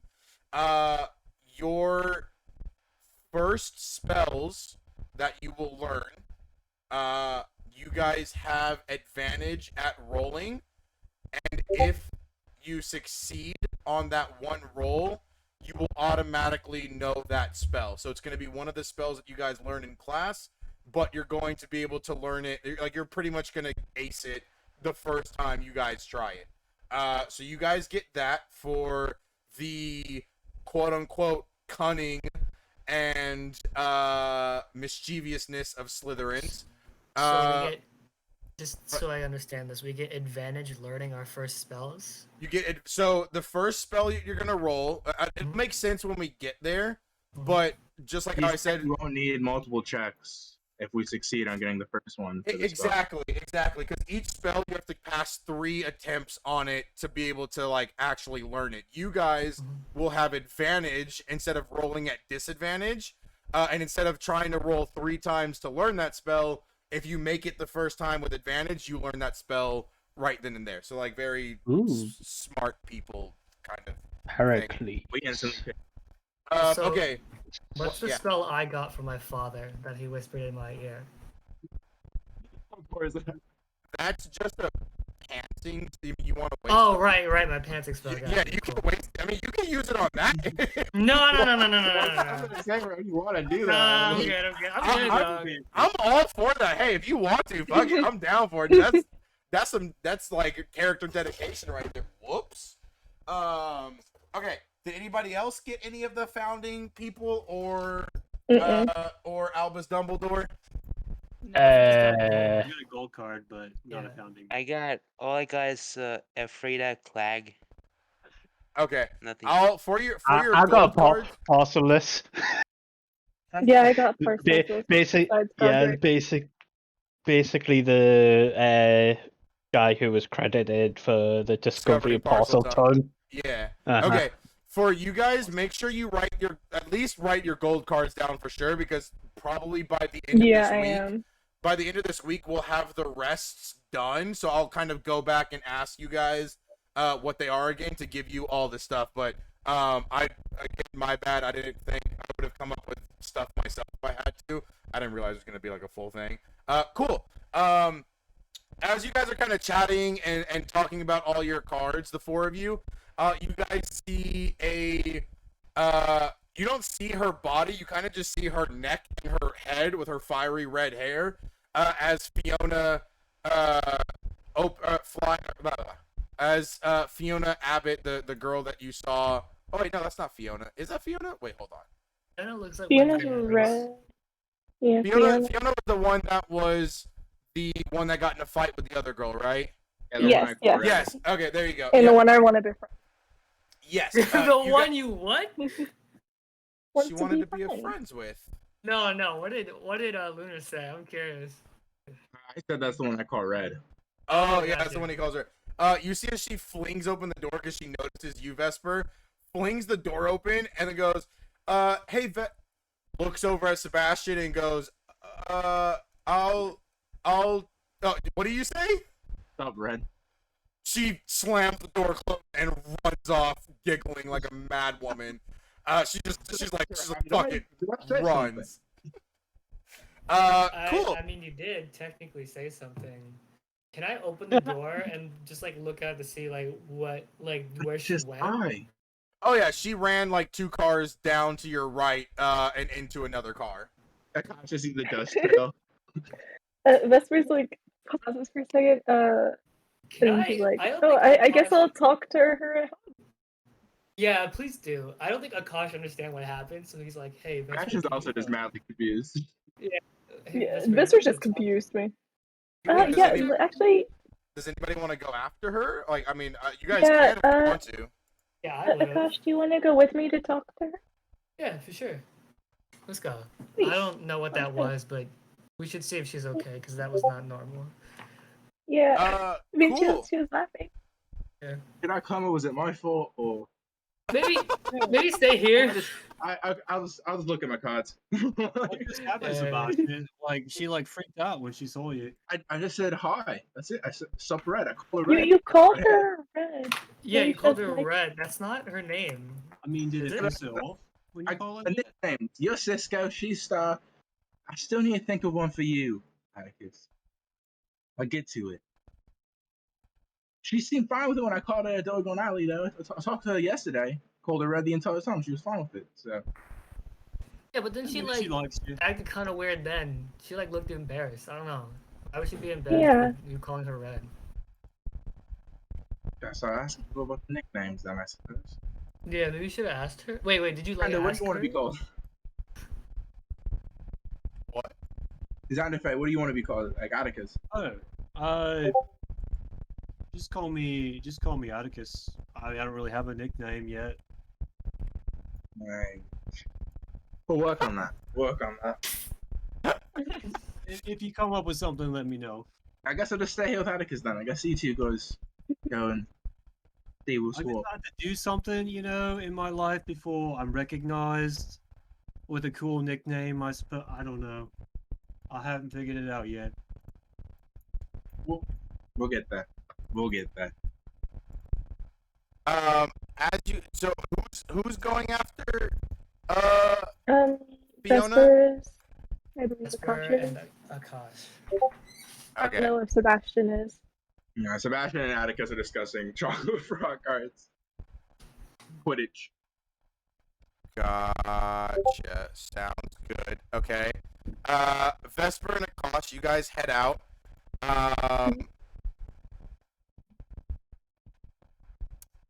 You guys walk towards the car that Fiona's in. She's there with a bunch of other first-year girls. They're kind of giggling and chatting as you guys walk up. You see as Fiona turns and looks at you guys with her eyes wide and opens the door and goes, "What? What can I do for you? Vesper, what's going on?" I'm sorry, the accent changed from last time. Yo, your accent's wild, Ox. It was so light when she said hi to us at the cabin, and then as soon as they went to go talk to her, it immediately got 100% more thick. Yeah, you know what? I'm just fucking. I mean, because the way her accent is, it's very thick, but I can't do it very well. So I'm just gonna talk the way I talk. She goes, "Hey, Vesper, what's up?" This 11-year-old girl sounds like a man. Yes. Yeah, it sounds like a 40-year-old scounce dude. What's he doing? What's it? You need to get your wife to do the female voices, Ox. Yeah, good luck with that. So Okay, go ahead, guys. Go. Vesper, she talked to you. I know, I'm laughing. 1 second. We're calm down. In 1 second. A second when they keep Like, your the shit accident together. caught me like totally off guard, and I needed a second to compose It's myself. Tuesday. Like just. That's what I'm saying, bro. It's out of nowhere. I thought I was gonna be able to do it with a much higher voice. Did not work That's at what I'm all. saying. You're so low. It was like you're talking to a 40-year-old. It was voice so actor discombobulated. for the girl. Just drink some Mountain Dew. Okay, Ox. okay. I'll download a voice Put changer. sugar in it. Oh my Yeah, god, yeah, no. yeah.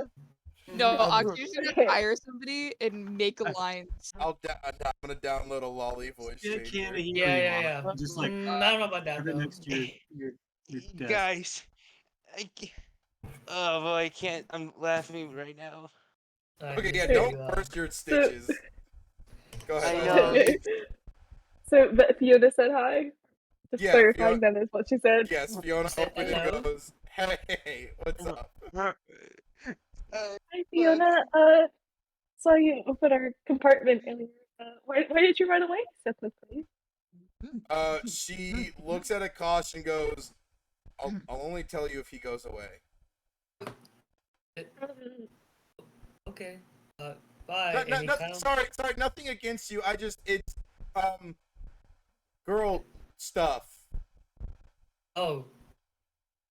Y- Okay. Yeah, I mean you can wait there, You. for How about she just- Vesper.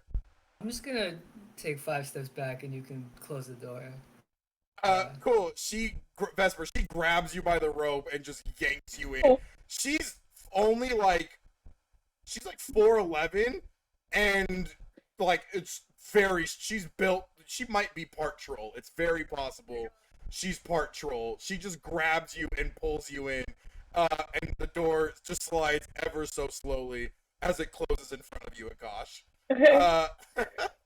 Can I try? That's really, Akash is really like, nosy. strict- Can I try Hold and on, read her I'm googling lips? something. Can I make Yeah. like an intelligence-based check to like read her lips? I would say make me a. I mean, it would be like I would say it's more of like a perception. Not maybe investigation. No, yeah, it would be investigation because you're like Yeah. 'cause I have actively to trying them. to read her Yeah. lips. Yeah. So roll me an investigation. Yeah, there's a lot of interpretation going on. Yeah, exactly. Okay, so roll a d20. I get a +6, and do I get my Ravenclaw feats even though I'm technically not Ravenclaw? No, not yet. Not yet. Okay. You guys don't have any feats yet until you guys get sorted. So that's a 17. Gotcha. Yeah, I would say, yeah, you are able to understand enough of what's about to be said to, like, understand what they're talking about. So, as you're kind of recovering a bit, Vesper, from being yanked 3 feet into the car, Fiona goes, Vesper totally didn't say a Greek swear word. didn't what? Vesper like swears in Greek under her breath when that happens. Like it. Fiona goes, so that boy that's in your car, the one that keeps calling me Red, I think his name's Sebastian. Yeah, that's Sebastian. Yeah, do you know him well? Not really. I'm more friends with Akash. I just am kind of sitting with Sebastian. She looks over your shoulder at Akash and goes, okay, so you're like not dating Sebastian, right? No. Okay, cool. I think he's super cute. And you hear like all the other What the girls, fuck? all the other girls there are like giggling, and she's like, yeah, he's really tall and kind of handsome, and I think his dad's Kingsley, which is even cooler. So do you guys hang out a lot together? I kind of met him for the first time at Diagon Alley. So Oh, okay, cool. Well, okay, that's all I wanted to know. You can hang out here if you want, or I guess if you want to go back to your friends, tell Sebastian I say hi. Yeah, sure. That's where like kind of. Wait, is Akash outside the apartment? Yes, Akash is just standing in the corridor, actively, like, you can see his eyes are wide as he's staring. Focus on at- Lib. Yeah, he's like staring at Fiona's face, and you can see he's actually mouthing somewhat of what she's saying. He doesn't even notice you've turned around to look at him. No, he's not mouthing it. He's smarter than that. He's just looking at the conversation. So that's where kind of like turns to Yeah, Akash. She's not really paying attention, and then she like turns back to Fiona, and she's like, "Oh, yeah, I'll let him know you said hi. I hope we can talk more when we get to Hogwarts, no matter what house we're in, right?" She giggles a bit. She goes, "No, definitely. The way that I think it works is like when we get there, like I think when we get sorted, like we can visit each other's common rooms and stuff and kind of like hang out, and then during like free time, like in between classes and stuff, we can also hang out, like for sure. We're gonna like obviously become best friends." Yes, of course. I'm going to go back to my compartment though. Okay, cool. Thank I'll you see so you much later. for Have a that. Very have a nice. good ride. You too. And then that's where it goes back outside to Akash. Let's go back. Akash, you know everything. Right. You know the whole uh, conversation. Well, it was nice seeing you, Red. Can I just call you Red? Or Oh, is that? one second. He just does it Did you do absentmindedly. that, Sebastian? 1 second. Oh god. Oh god. Hey Akash, He's- what's your AC really quick? Oh fuck! Yo, what? What's your AC? Oh no. My God. Okay, Oh my God. it's 12. Do I see what's about to happen to me? You, as Vesper's kind of standing, like she's just about to leave the doorway. You call out Red before even you like say what you said first, and then start to ask her if it's okay for you to call her Red. You see as she looks at you, her face becomes extremely feral as she runs Oh and shoves Vesper out of the way and just punches you square in the stomach, not dealing any damage, but definitely knocks the wind out of you. You're very surprised how a small child girl is swinging actual lead bricks for hands as she knocks you in the stomach. As you gasp for air, she goes, "Yeah, call me Red again, and I'm gonna break your fucking nose." As she turns around and walks back in and slams the cart door shut.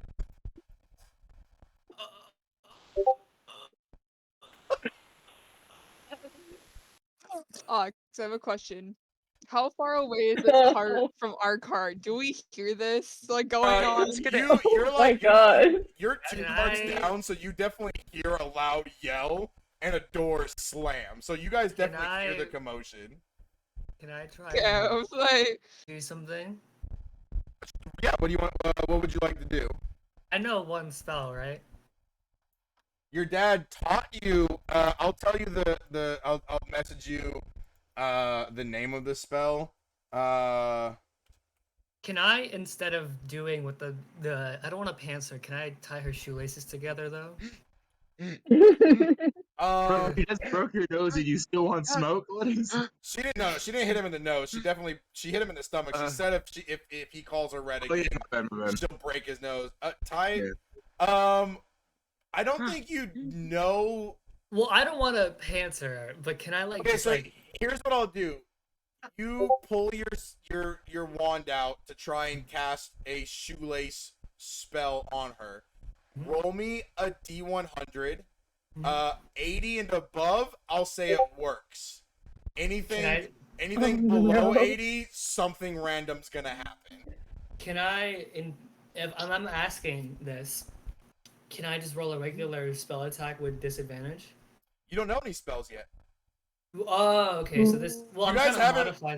You guys haven't been to school. Your parents haven't taught you spells. You guys just got your wands. So What are you like no talking one, about, bro? no I one's learned about really it at 5. not you, fool.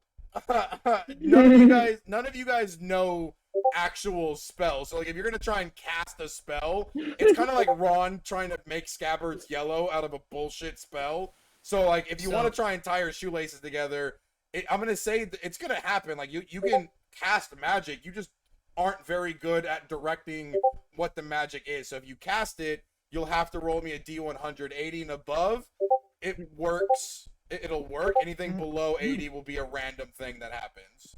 What would be the mechanics for casting the panting spell? I'm just curious. Would it just be rolling with disadvantage?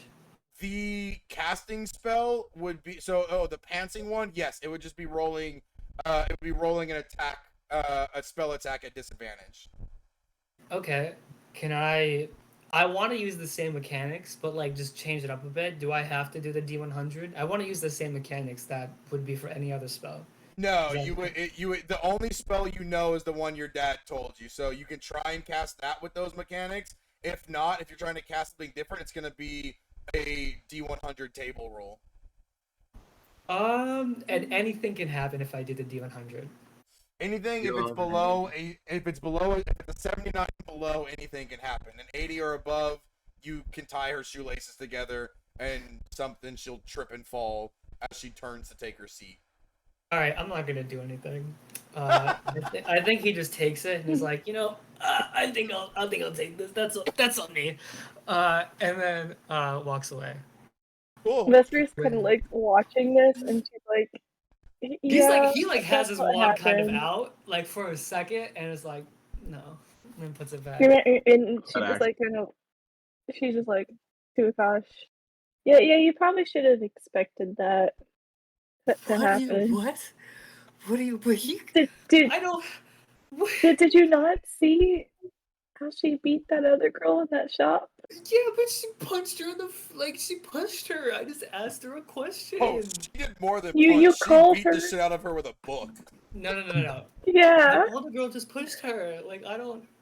Okay, that let's go. You called her red. I'm assuming she doesn't like you calling her red.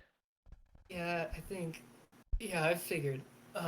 Let's just go back to the compartment. Yeah. Maybe we can ask a teacher to I'm good. Is he like injured? Like, No, is I'm he fine. injured? No. He's not. He just got the wind knocked out of him. He's not Gotcha, physically okay. injured. Yeah. I love how Sebastian's a bad influence already. What did You- I do, you bro? gotta- What did he do? Nice. He's the one who I'm punched her in the sorry. fucking gut. So Vesper's like, yeah, let's go back to the apartment compartment so you can catch your breath, and then Okay. we'll just. Cool. Cool. He walks away. You guys head back to the apartment, or the compartment. As you guys open the door, everybody hears a voice in each of their compartments from the conductor stating that you guys will be arriving in 10 minutes to the Hogwarts platform.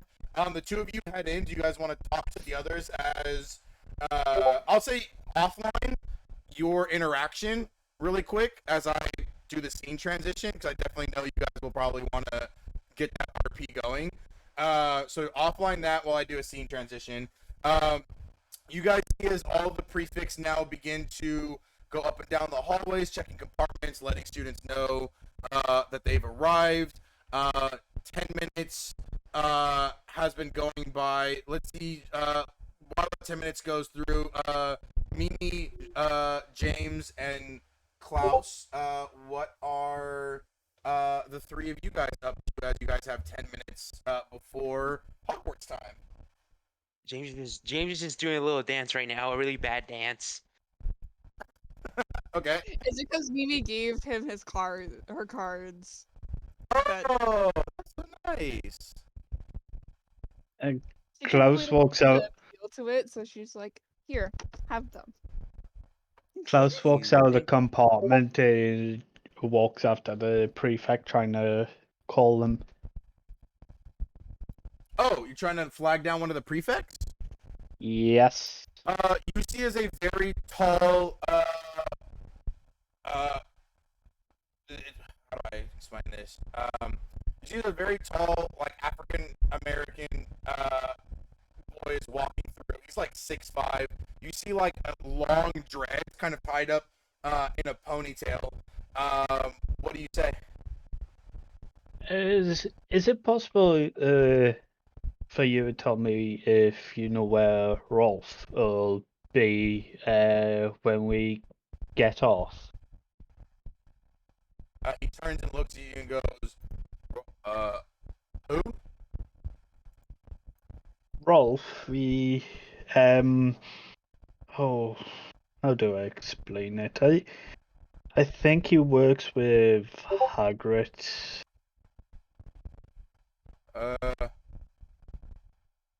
Well, don't have any, don't know anybody named Rolf. There's Professor Pineneedle that works with Hagrid, but I don't know a Rolf. Doesn't matter. Thank you for your time. Well, okay. Are you in need of medical attention or a professor? No, it's just needing to talk to him. It's all good. Okay. Really quick, Ghost Metagaming. Who's Rolf? And should I know who Rolf is? You should, considering you're the one that gave us the name. Did I? That's Yes. The only Rolf I know is Rolf Kettleburn, if it's a canon character. Who's a fellow No. character alongside Hagrid. So Can I give you a last name? No. Okay. We're changing Hang it. on that. We're changing it from Rolf to No, this is the text you sent. Your mum told us that you'll be going to Hogwarts this year. Congratulations. The boys will be excited to see you. Rolf and Lysander can help you out with your feeding. They Oh, wait, is spoke with Rolf Professor Angel's Hagrid. kid? wrong name. It's Lorcan and Lysander, not Rolf. Lorcan and Lysander. Yes. Okay, gotcha. Change that. It's not Rolf. It's Lorcan and Lysander. Yep. I know exactly. Yes. They. The boy says, "Oh, you're talking about the Ravenclaw prefects, the twins." Yes, the twins. Yes. What do you need them for? Their mother said to talk to them about something. Okay, you see as he nods his head, pulls out his wand, and waves it as a paper airplane like appears out of nowhere and flies off. A few minutes later, you are greeted by these two. Excuse me. They are, you see coming down the corridors, you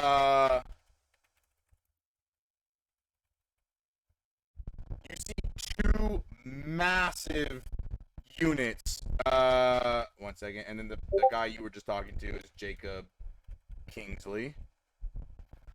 You see two massive units walking down with their bags slapped over their shoulder. The robes are kind of tied around their waists. Definitely covered in several scars and bite marks and scratches and bandages all over the place. You see as one of the boys steps up. Hey, right, Jacob. What's going on? What you said a student needed? He looks down and goes, right, Jacob. We'll take this from here. You can head on and check the rest of the Hufflepuffs. We've got this covered. Jacob nods and goes, all right, whatever you two say, and walks off. You see as both of them now kind of walk up to you and go, right, I'm guessing with your pasty skin, you're Klaus, yeah? Yes. Right, okay. And you're looking at Lysander, yes? Yes, you are looking at both Lorcan and Lysander Scamander, the two twins of Luna and Rolf Scamander. That's why I got the names mixed up, so that's my bad. The two of them go, yep, that's us. You see as Lysander, who's a little more soft-spoken for his size, goes, yeah, we're the twins. Mom told us that we needed to help you out with a feeding problem, yeah? Yes, and unfortunately it's the 5th day. Right, that's it's cutting it close, kid. You should have for sure had a bite before coming. No worries. When Well, it's not my fault. My mother disappeared because Luna had an incident. yeah, mom got into it with a Hungarian horntail, and it got quite nasty there. So no worries. You see as Lorkin chirps up. Right, yeah. So when the feast starts, yeah, we'll come and find you after the sorting ceremony.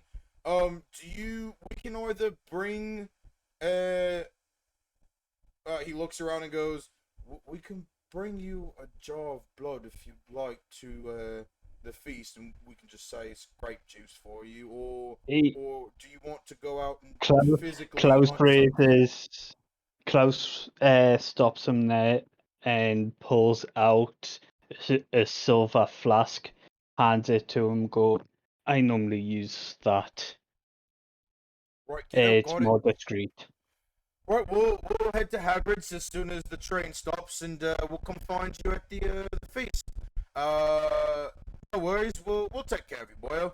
And they head off. You see as Lysander gently walks up and kind of takes the flask from you, and pats you on the back and says, yeah, "Don't worry, kid. We'll make sure you get your food in on a timely fashion, so that way you don't have to go so hungry. It's quite a shame, what you have to go through when you don't feed. So we're sorry, that we don't have anything here, but we'll make sure that we take care of you, yeah?"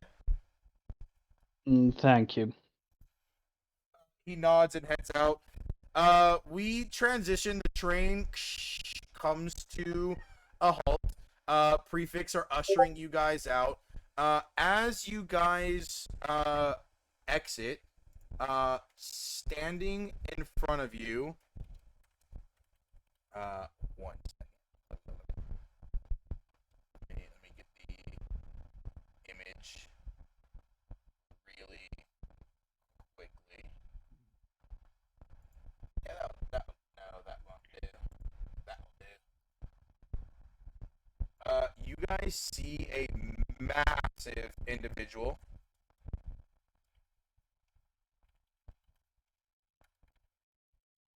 You guys all see Rubius Hagrid. Some of you may know who he is. Those of you that are foreign to this land do not. But you see standing about 13 and a half feet tall, this massive individual in a very large fur trench coat with a massive buckle around his waist and big button-down shirts with some big boots and baggy pants. Hagrid steps out and goes, "Right, all first years this way," as he ushers you guys to follow him, or I guess all of you to follow him. Does anybody want to hang back and look for others? What are you guys all doing? Klaus is already off the train. In our cabin stays together since we're talking offline. Cool. Yeah. Josh is like Gosh, that's looking fascinating. out. Mimi hangs Looking- back looking to see if she can spot Rose before she heads off. Okay. Cautious, making sure that Fiona is nowhere nearby. Okay. Okay, so the four of you are going. Cautious looking out for Fiona. Klaus is already off the train. Mimi staying behind looking for Rose. James, what are you up to? No, you just gotta wait. You know, he doesn't want to be alone. Okay. You wait with Mimi. Mimi, you wait for a second. Rose shows up. Most of the train is emptied by now. You and James are kind of the last ones there, and she goes, are you two, are both of you guys okay? We should be heading out now. Do you guys need anything? No, I'm just I was waiting for you because I wanted to.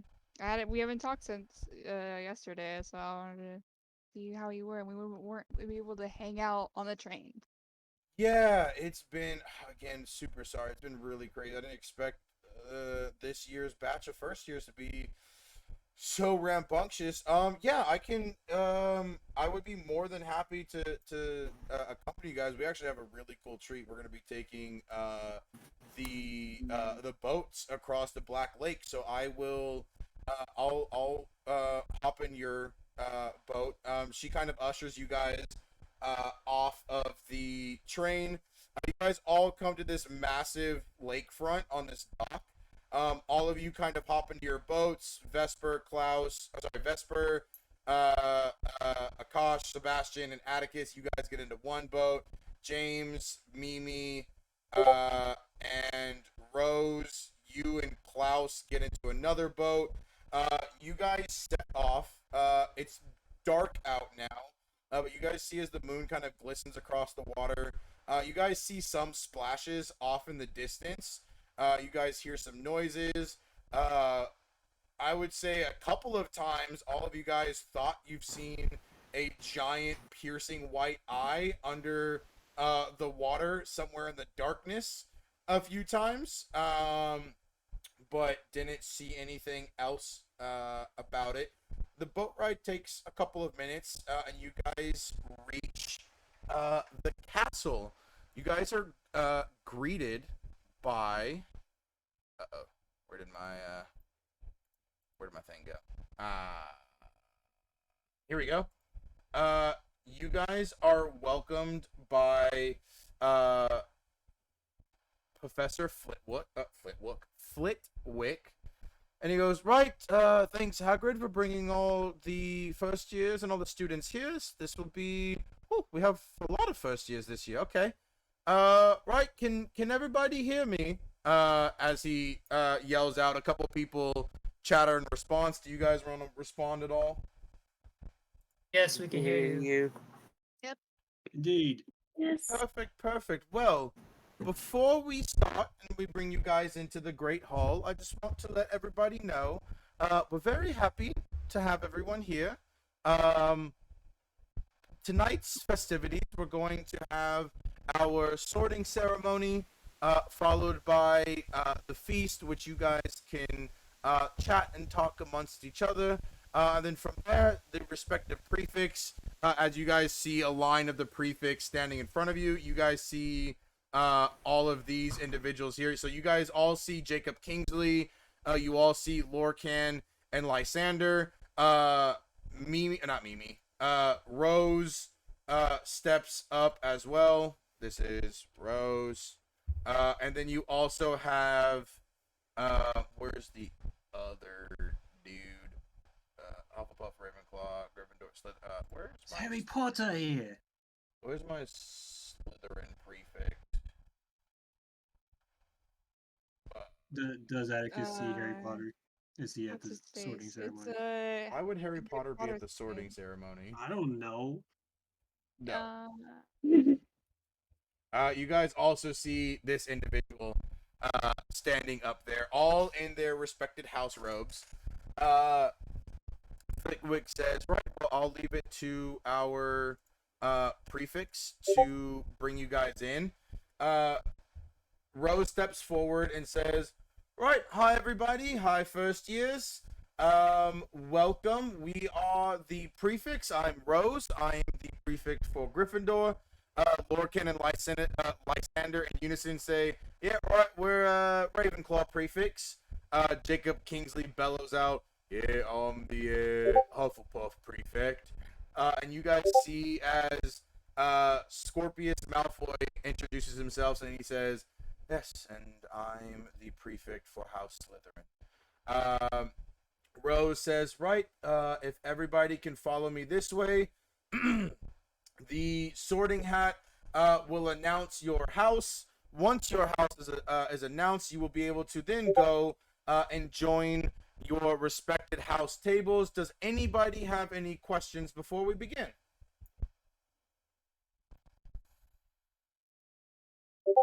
Anyone? Yeah. No question. Akash raises his hand. She points over to you and goes, yes. What's your question? What is like? So I heard like Gryffindor's like brave, and Slytherin's like determined. What are the other two? Lorcan and Lysander step up and they go, yeah, well, Ravenclaw, we are for the bright and quick-witted. Jacob steps forward and goes, yeah, Hufflepuff, we're just really friendly with everybody, and, we also don't like bullies, so if you bully anybody, we're probably gonna beat you up for sure, so no bullying. And Malfoy, Scorpius Malfoy steps forward and goes, right, well, yes, Slytherins may also have had a bad rep in the past, but we've like to believe we've changed. Slytherin House is no longer the cunning. We are more affiliated with those that are quick-witted and have a strong determination to be great. James raises the hand. You see as Rose points. Oh yes, James. How can you see as she says James, and like several people like start to mutter and look around, and they're like, James, no pause, kid. Pause, kid. And Rose says, yes, James. What's your question? What do you mean bad reputation for the Slytherins? Well, some of you, those of you that know Hogwarts history, and those of you, I guess, if you don't know, Slytherin used to be a house of predominantly dark wizards and Death Eaters back in the day when Voldemort was in power, but that's kind of changed, really. We don't really have any dark wizards anymore. Oh, cool. You all see as the girl that originally had shoved Vesper to the ground and had gotten her ass kicked by Fiona. You guys see as Maximilian steps forward and says, hold on. Steps forward and says, hey, I mean, there's nothing wrong with, first off, being a dark wizard, and two, there's nothing wrong with Slytherins being dark wizards either. As she looks at you, James, kind of in disgust, she goes, Slytherin really is mainly a house for purebloods, really, so I doubt any of you guys would get in. And you see has, actually, yeah, you guys see it as Fiona rushes forward and just fucking clocks her in the back of the head. Oh. I was gonna have Sebastian scream out, "I'm a pureblood, you get." Yeah, shit gets rowdy a bit. Flitwick, Flitwick comes back and goes, right, all right, students, stop it now. There's gonna be detention if you don't stop. Fiona's like, Fiona goes, all right, I'll stop kicking her ass, I guess, and moves back. Does anybody else have any other questions? Rose pronounces, or announces, not pronounces. Atticus just picks something up off the table and eats it. You're not in the Great Hall yet. Wait, we're not in here? No. Not yet. You guys are... Akash raises his hand. Forget it, never mind. She points at you and goes, oh, another question. Yes. So someone puts a hat on us and then the hat is like, hey, you're this house? Is that it? And then we get to eat? Yeah, pretty much. We do the sorting ceremony, there's some song, and then the headmaster does a little speech, and then poof, there's food. You guys eat, and then we go to your common rooms, and then school starts tomorrow. Ox, this is a question for you as a DM. Okay. What house is Rose in? Like, can I tell? She just said she's the prefect of Gryffindor. Got you. Cool. That's on me. I have no question. Okay. This is an out of game. Prefects. I know so much about this shit, but prefects. There's a prefect for every year from 5th to 7th. So there's 3 in each house. Yeah, the head boys or head girl is the leader of them all. I just wanted to make sure that was known. So there's not just those guys. There's more.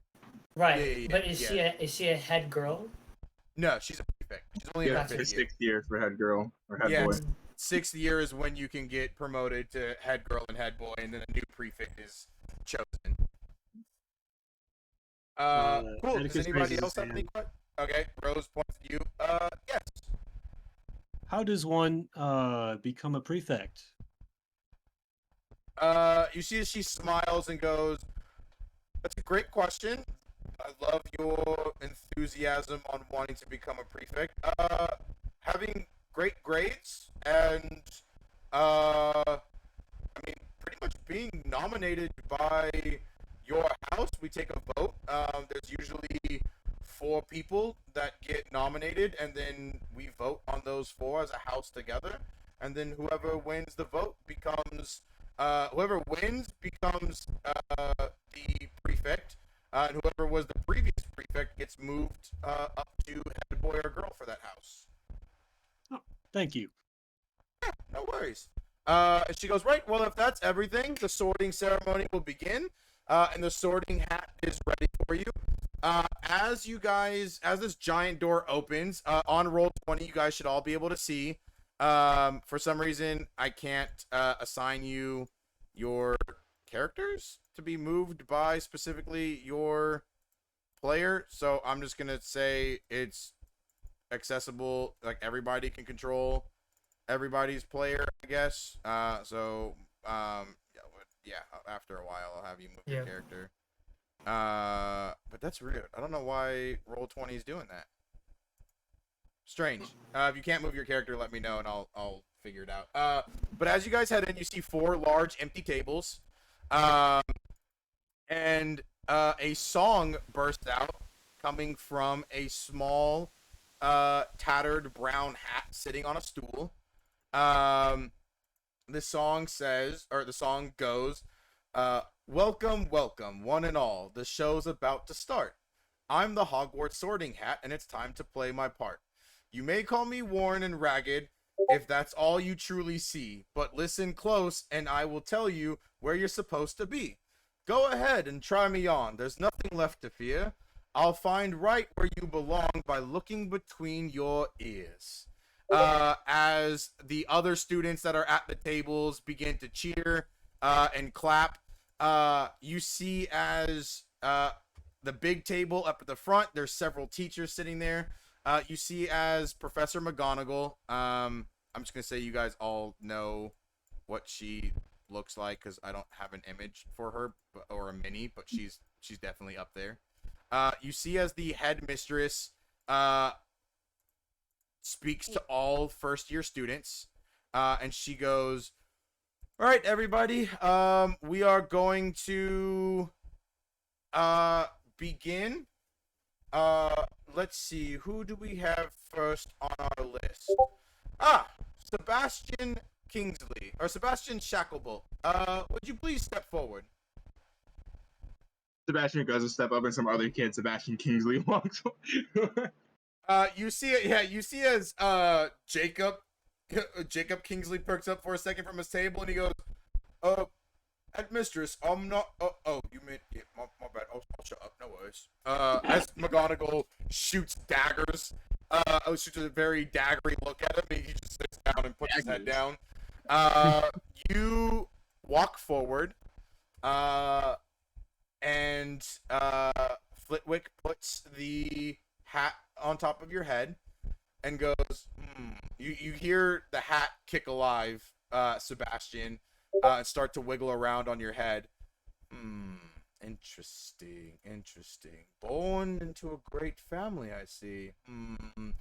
Father is very profound. Mother, profound in her own way as well.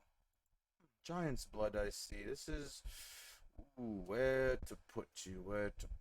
Sounds like you're destined for greatness, but also sounds like you may be interested in thriving for knowledge. But are you cunning enough? Questions. Let's see here. Boy, answer me this. One second, as soon as I find the question. What do you treasure most in friendship? What do I treasure most in friendship? Aye. Nicknames. Quick and witty, I see. Yes, I believe Ravenclaw, as he shouts out at the Ravenclaw table, which is over here. So if you want to move your character somewhere over there, as the Ravenclaw table cheers, you see as Lorcan Scamander yells out, "Ha ha! We've got ourselves a Shacklebolt, baby!" Next up is Atticus. Atticus Zanderfey, can you please step forward? All right. Atticus, you step forward and Flitwick puts the sorting hat on your head. Interesting. Strong family here, yes. Father's a military man. Interesting. Let's see here where to put you. Seems like you're strong-willed. Yes, but you have the mind to be great. Don't know. Lord of Mischievous up here. Doesn't seem very put forward, but has the eager to be great. Where to put you? You could be good as a Slytherin, possibly Not a Hufflepuff. Slytherin. Slytherin. Not Slytherin, you say? Right, where to put you? Don't see you being a Hufflepuff, no. Not quite right to be a Ravenclaw. You've got heart, kid. That's for sure. More heart than brain. Well, not Slytherin, eh? Might as well be Gryffindor. As the Gryffindor table over here cheers out for you. Let's see. Who do we have next? Klaus. Would you please step forward? Klaus steps forward. As he does, Mimi realizes that I gave her a fake name. So does James. Oh, that's right. You introduced yourself as Juno. Mimi and James, you guys hear Klaus Juniper as Klaus walks past you guys, and not the name he gave you of Juno. James's jaws open like, what? How does could Mimi care- react? Mimi could care less at the moment. She's too excited. I love it. Klaus, you step forward and sit on the stool. The hat, before it even touches your head. No need, Flitwick. I see brains. Infinite amount of knowledge this one can learn. Gonna be very smart down the days. Right, Ravenclaw. As he yells out, Klaus, more than welcome to sit anywhere at the Ravenclaw table. Next up, let's have, you see as Flitwick calls out, Mimi Pine Needle, please. I can't move my NPC, so Oh, you can't? Hold on. yeah. Now you can. Thank you. Your dad's at the table, you hear, woo, go Mimi, love you. Oh, okay, quiet. I'm sorry, Headmistress McGonagall. I'm sorry. As she looks at him and goes, Professor Pinehill, I will remind you to please refrain from cheering for your own child. You can cheer after. He goes, yes, I'm sorry. The hat gets placed on your head, Mimi. Interesting.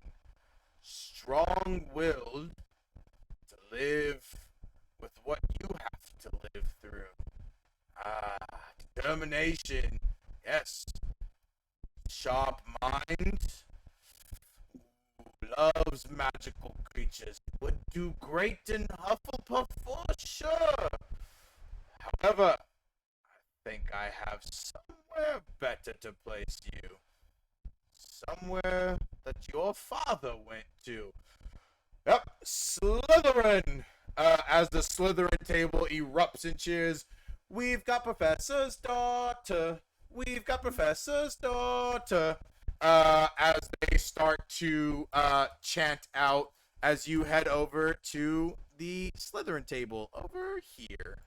Up next is Flitwick calls out, yes, the American, Akash, please accompany us up front. Akash steps forward. You head up. The sorting hat is placed on your head. Interesting. Don't see a lot of Yankees here. Normally you'd be in Ilvermorny. Definitely Ilvermorny. Let's see. If I were to put you somewhere, you would most likely be a Thunderbird. But let's see. You've got brains about you, kid. You strive for your knowledge. Slytherin would be a great house for you as well. Let's see where I'm to okay. put you. I prefer not Slytherin. Not Slytherin.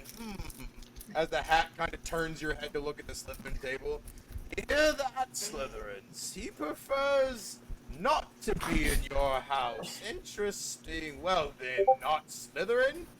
Let's see. The brains you have, definitely Ravenclaw. As the Ravenclaw table chants out again, you can go ahead and sit anywhere at the same table Sebastian and Klaus are at. Next up is James. James Grindelwald, James to the front, please. James is super Hey, nervous. You are nervous as you're stepping forward. Several tables begin to whisper and murmur as they hear Math was whispering, bro. as they hear a dark wizard's name, Grindelwald, said out loud. You hear one of the Slytherins yell, he's gonna be a Slytherin for sure. He's coming here, definitely Slytherin. He's like breathing very like quickly. Like he's too bubbly for us, man. The hat gets placed on your head, James. And in a heartbeat, yells, I know where to put you. Hufflepuff. As Jacob Kingsley, the very tall, one of the, if not the tallest Hufflepuff there, slams his fist on the tables. Ha ha! Take that, Slytherin. Fuck you. As McGonagall goes, excuse me, Kingsley. And he goes, oh. She's like, that's detention for sure. And Kingsley goes, God damn it. James, you can sit yourself at the Yeah, fuck you! at the Hufflepuff table there. Up Doing the dance. next, can I please have Vespa Sable to the sorting hat? That's for me. But... You head up. The hat gets placed on your head. Interesting. There's history amongst your family. It's all here in your head. Dark history. Vesper's like nervously moving her hands together when the sorting hat says that. She's like fidgeting. Nervous are you, girl? Don't worry, I'll take care of you. Let's see here. You seek to prove yourself. I have something to add to your family, yes? Interesting here. Tell me, girl, if you were to choose between knowledge and friends, which would you pick? Um,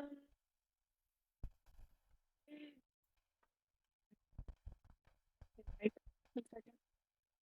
You're breaking up a bit, I Misty. yeah, I know. I'd go for knowledge. Spoken like a true Ravenclaw. That's where you're going, Ravenclaw. As he shouts out, and you guys go ahead and put yourself there. There are a few others, however, that will be joining all of your tables, and I will be posting their images in the NPC really quickly. Give me 1 second as I pull my notes up to know who goes to where. You see as Henry Hughes Thompson gets called out. Henry Thompson gets called up to the sorting hat and gets, if it wants to load. Did the image go for you guys? I don't think it did. Nope. Said nothing. Yep. 1 second. Come on. There we go. You see as this bubbly, like, dirty blonde kid kind of jumps up and gets sorted into Hufflepuff. You guys see another individual comes up. There's another set of twin first years. Jasmine and Adrian get called up at the same time. Jasmine left, Adrian right. Not Jamsmin. Jasmine. There we go. You see as these two get called up and get both sorted into Hufflepuff as well. We have up next Fiona Abbott gets called up. And she gets placed into Ravenclaw as she heads over and plops herself right next to Vesper. We have up next. God, there's so many people. Good lord, I might have overdone it. Sebastian for sure waves at. Oh, are you waving at It's the Lord. It's the Oh, Lord. I'm at the end of the bench. Do you want me to waves because she's not staying next to him? I'm at the end of the bench. You said she's sitting next to me. Yeah, she's sitting next to you, me? Vesper. She sees Oh, Sebastian okay. I'll move waving to at the her. other side. I'll move to. Oh, okay, so she's gonna sit right here. She sees you waving at her, Sebastian, and like blushes and waves back at you. Oh yeah. Let's see. Next up is. Next up is Kyle Greyfell. He gets sorted into Gryffindor. He takes a seat next to you, Atticus. We next have Alyssa Turpin. Where is she? God, there's so many. This girl seems like she is very popular, as a ton of friends that are already in Ravenclaw erupt when she gets sorted into Ravenclaw. Whew. We have Benjamin Liu. Where are you, little Benny boy? Benny boy. Benjamin Liu. Ben Liu. He gets sorted into. Bro. He gets sorted into Hufflepuff as well. We have Jayla Forrester, who gets sorted into Ravenclaw. You see as she takes a seat next to you. You notice her, actually. No, you actually don't notice her, but this is one of the girls that was standing with Maximilian in the bookshop that pushed Vesper down. There's Jayla. She gets Slytherin. Oh my god, there's so many. I'm sorry, guys. Here's the other mean girl. For Alyssa Turpin, bro. Fiona who? Here's the other mean girl, Jamie Macmillan, who also gets put into Slytherin. Mean Girl's hella hot. Which one? Wait, which house is Allison? Sorry. Alyssa Turpin is Oh, Alyssa. in Ravenclaw. Dropping everything for Alyssa, bro. Fiona who? Wait, okay, so Hey, you already who's got sitting one. next You to already me got again? one. You already got one. Hey, Sebastian, you Fiona already got who? one. Like, listen, Lisa stop Oh on. my god. Guys, They you guys want are us for 11, vinegar you for guys are Alyssa. 11 years Yes. old. Come This is who I on. naturally raised. Oh my Hey, god. you're the one who made Alyssa hot. I'm sorry She's that not I even spoke. hot. Hey, I thought What are Josie you was Bro, what do talking you about? mean? Alyssa's the first Are time you I'll say kidding mommy, me? dog. What you talking about? Jason What do you Lee. mean Alyssa's not Jason hot? Lee gets sorted Talking about. into Ravenclaw as well. Megan Gonzalez gets sorted into Hufflepuff. Matthew Grimes gets sorted into Gryffindor. Rocky Lee gets sorted into Slytherin. And then the other, yeah, that's all the first years. The sorting ceremony comes to a close. 1 second, I have a speech. You see, as Flickwick says, "Perfect, thank you, Sorting Hat, for another fantastic song and sorting. All of you that are here, now that everyone is sorted, let the feast begin." As Flitwick claps his hands and all the food, like tons of food, everything you guys see on the table, just appears. You guys have some RP. Let's go with, let's see, I'll roll a D4. Why not? I'll do it. I'll roll this here, delicious D4 as I fucking close out some stuff. Exclamation, roll D4. Perfect. We start with Gryffindor. Atticus, you are at a table. All brand new people are around you. You see as Megan Gonzalez is sitting on one side of you. Matthew Grimes. So Megan Gonzalez is to your left. Matthew Grimes is, or not Megan Gonzalez, sorry. Matthew Grimes is to your left.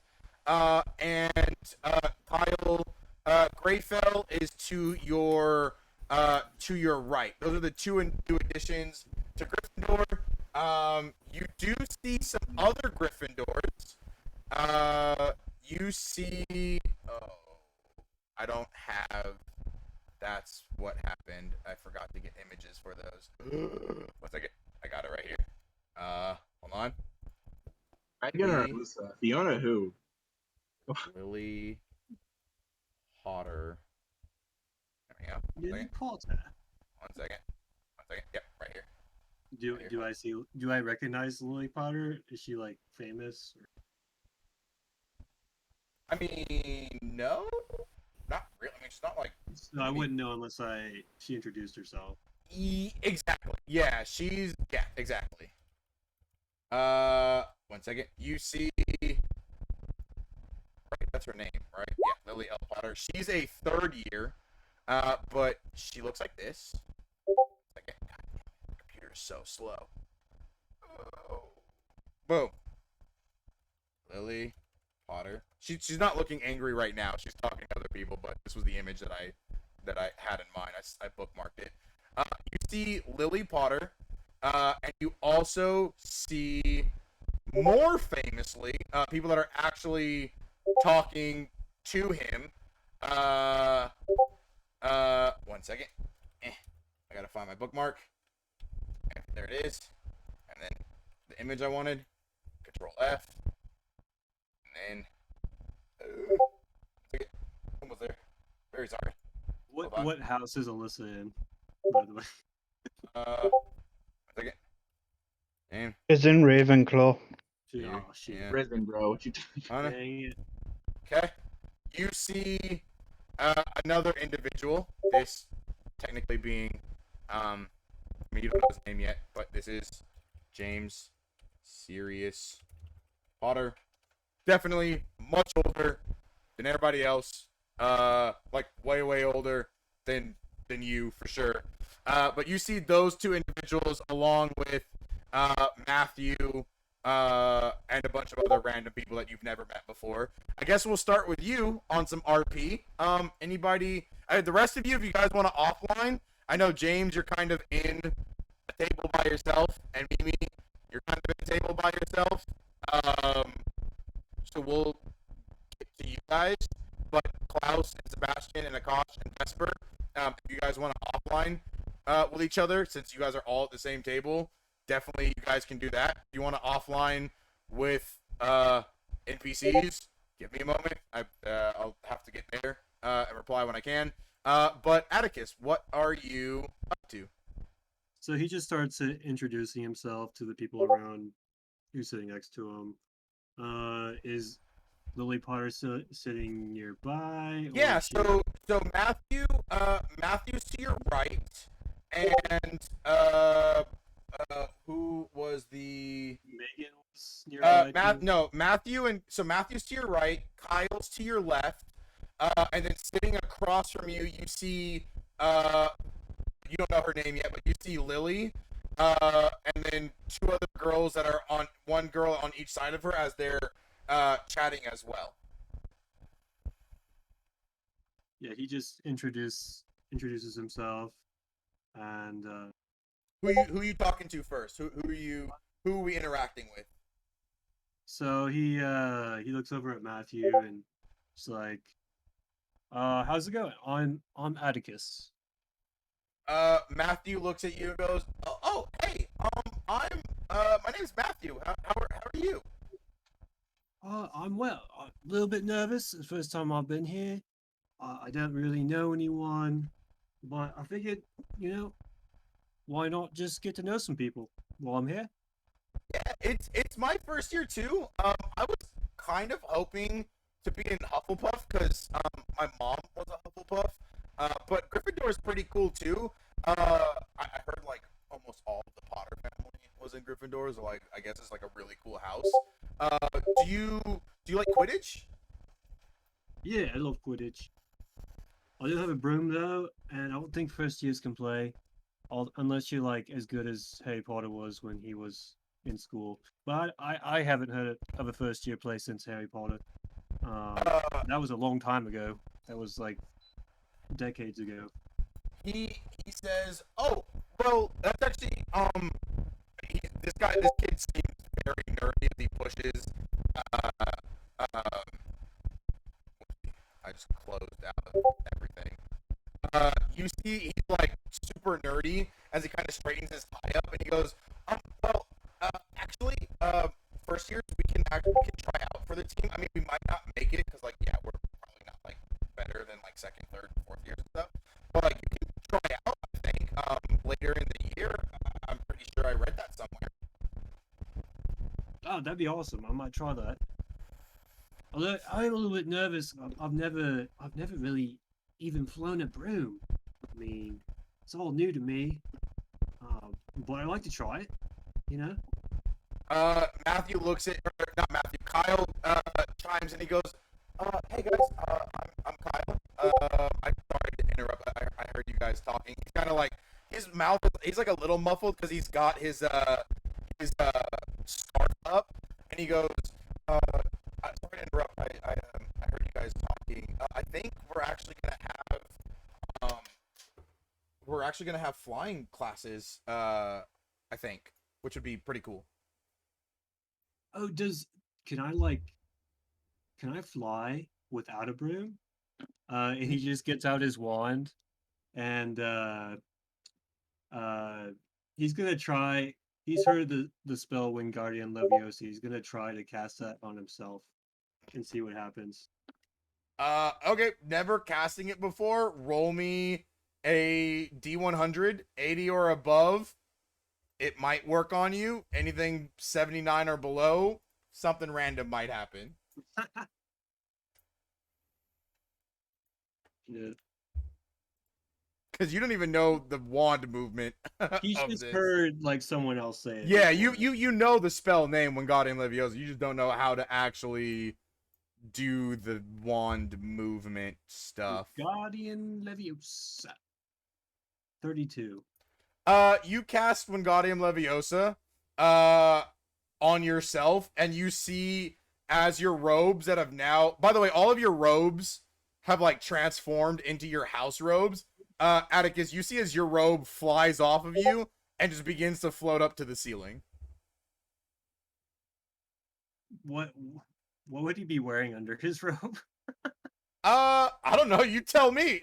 What's Atticus wearing under his robe? He's just got some like American style jeans and like a white tee. That's all he's got. You see Matthew looks at you and goes, "Whoa, are those Muggle clothes?" They're just what I relax in when I don't wear my robes. So it's not like I'm in my underwear. He like tries to grab his robes and put them back on. Make me a athletics check to see if you can grab it as it's floating upwards.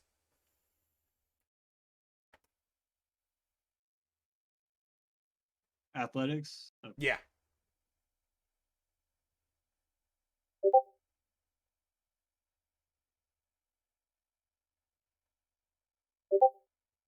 $17. Perfect. Yeah, you reach up and grab the robe. You were able to like jump and grab it and put it back on. You see as Lily perks up and looks at you and reaches out a hand and goes, "Hi, I'm Lily Potter. What's your name?" Atticus Sandefray. Pleasure to make your acquaintance. She shakes your hand and she goes, "Right, so you're a first year trying to do some magic. Is that what's going on here?" Yeah, I heard the spell Wingardium Leviosa. I saw another student practice that, and I was trying to levitate myself, but I just managed to levitate my robes, which not what I was aiming for, but maybe I'm halfway there. She kind of laughs and blushes a bit and goes, "Silly, Wingardium Leviosa doesn't levitate you. That's Levicorpus. Wingardium Leviosa levitates like other objects. Good lord. You'll learn it. You'll probably learn it in like the next week or two, that spell." Yeah. Could you teach me at some time? Ooh. Roll me. Ooh. Fucking suave over here. She's an upperclassman. Roll me Wait. a persuasion. Klaus, Yeah, you the twins head over and hand you your flask back. If you want to head up, I'll just if you need to go to sleep, it's fine. I'll kind of escort you to the Ravenclaw common room. I do have maps to show you guys that, so you can check it out offline if you need to head to bed. Yeah, and that's where I was fucking heading. Cool. Cheers, mate. Have a good night. Yeah, in a bit. All right, roll me a persuasion. Just straight roll. I mean, whatever your persuasion modifier is, add it. Bro really said, "Hey, teach me a very basic spell." She looks at you and she goes, maybe. I mean, if we have a class together, I could help you or something, but probably not. As she kind of like just looks at you, she's like, it's more of like, she's older than you, and it's weird that you're asking her to teach you spells that you're gonna learn in class. So she's kind of like, I don't want to say weirded out, but more of like not super interested in helping an underclassman learn spells. But you continue to chat with people. We transition over to Mimi. Mimi, you've got a few people around you. There's Rocky Lee. There's the second year girl, Maximilian. So both of them are sitting next to you, one on your left, one on your right. There's a boy sitting across you. Artemis. Jesus Christ, I can't say his name. I have to say so. Artemisia. Yeah. You see Artemisia sitting across from you, with a big smile on his face as he's chowing down food and talking to friends. So those are the three that are immediately around you. There's also Jayla Forrester and Jamie Macmillan, which are kind of the mean girls as well. They're a little bit further down the table, away from you, though. The main mean girl is next to you though, Maximilian Crixley. Yeah, wasn't gonna talk to her, but okay. You don't have to. She's No, sitting next to you along with all the other ones, Rocky Lee and Artemisia. I was gonna talk to. See, I guess. Mimi turns to Rocky like, "Hi, I'm Mimi, me Pine Needle." You see as Rocky turns and looks at you, and she goes, "Oh, hey, I'm Rocky. Nice to meet you. Oh, are you Professor Pine Needle's daughter?" Yeah, I'm his. Oh, that's daughter. so. He's my favorite. I mean, I know he's not like a full professor because he kind of just helps Professor Hagrid. But like, your dad is. I've heard a ton of stuff about him. My sister actually, she just recently graduated, but she was talking about he had the funnest classes. So I'm super excited to do classes in magical creatures. Mimi laughed and said, "You should see our house. It's like a class." You see as Jayla's eyes widen in excitement. She goes, "Oh my god, your dad gets to take home the animals too?" Oh, he rescues some around our house and out with the Scamanders. You see as her jaw drops and she goes, "Oh my god, that's I." She starts to stutter and she goes, "Okay, don't take this in a weird way, but like, can we be best friends?" As she pulls out this little how do I say it?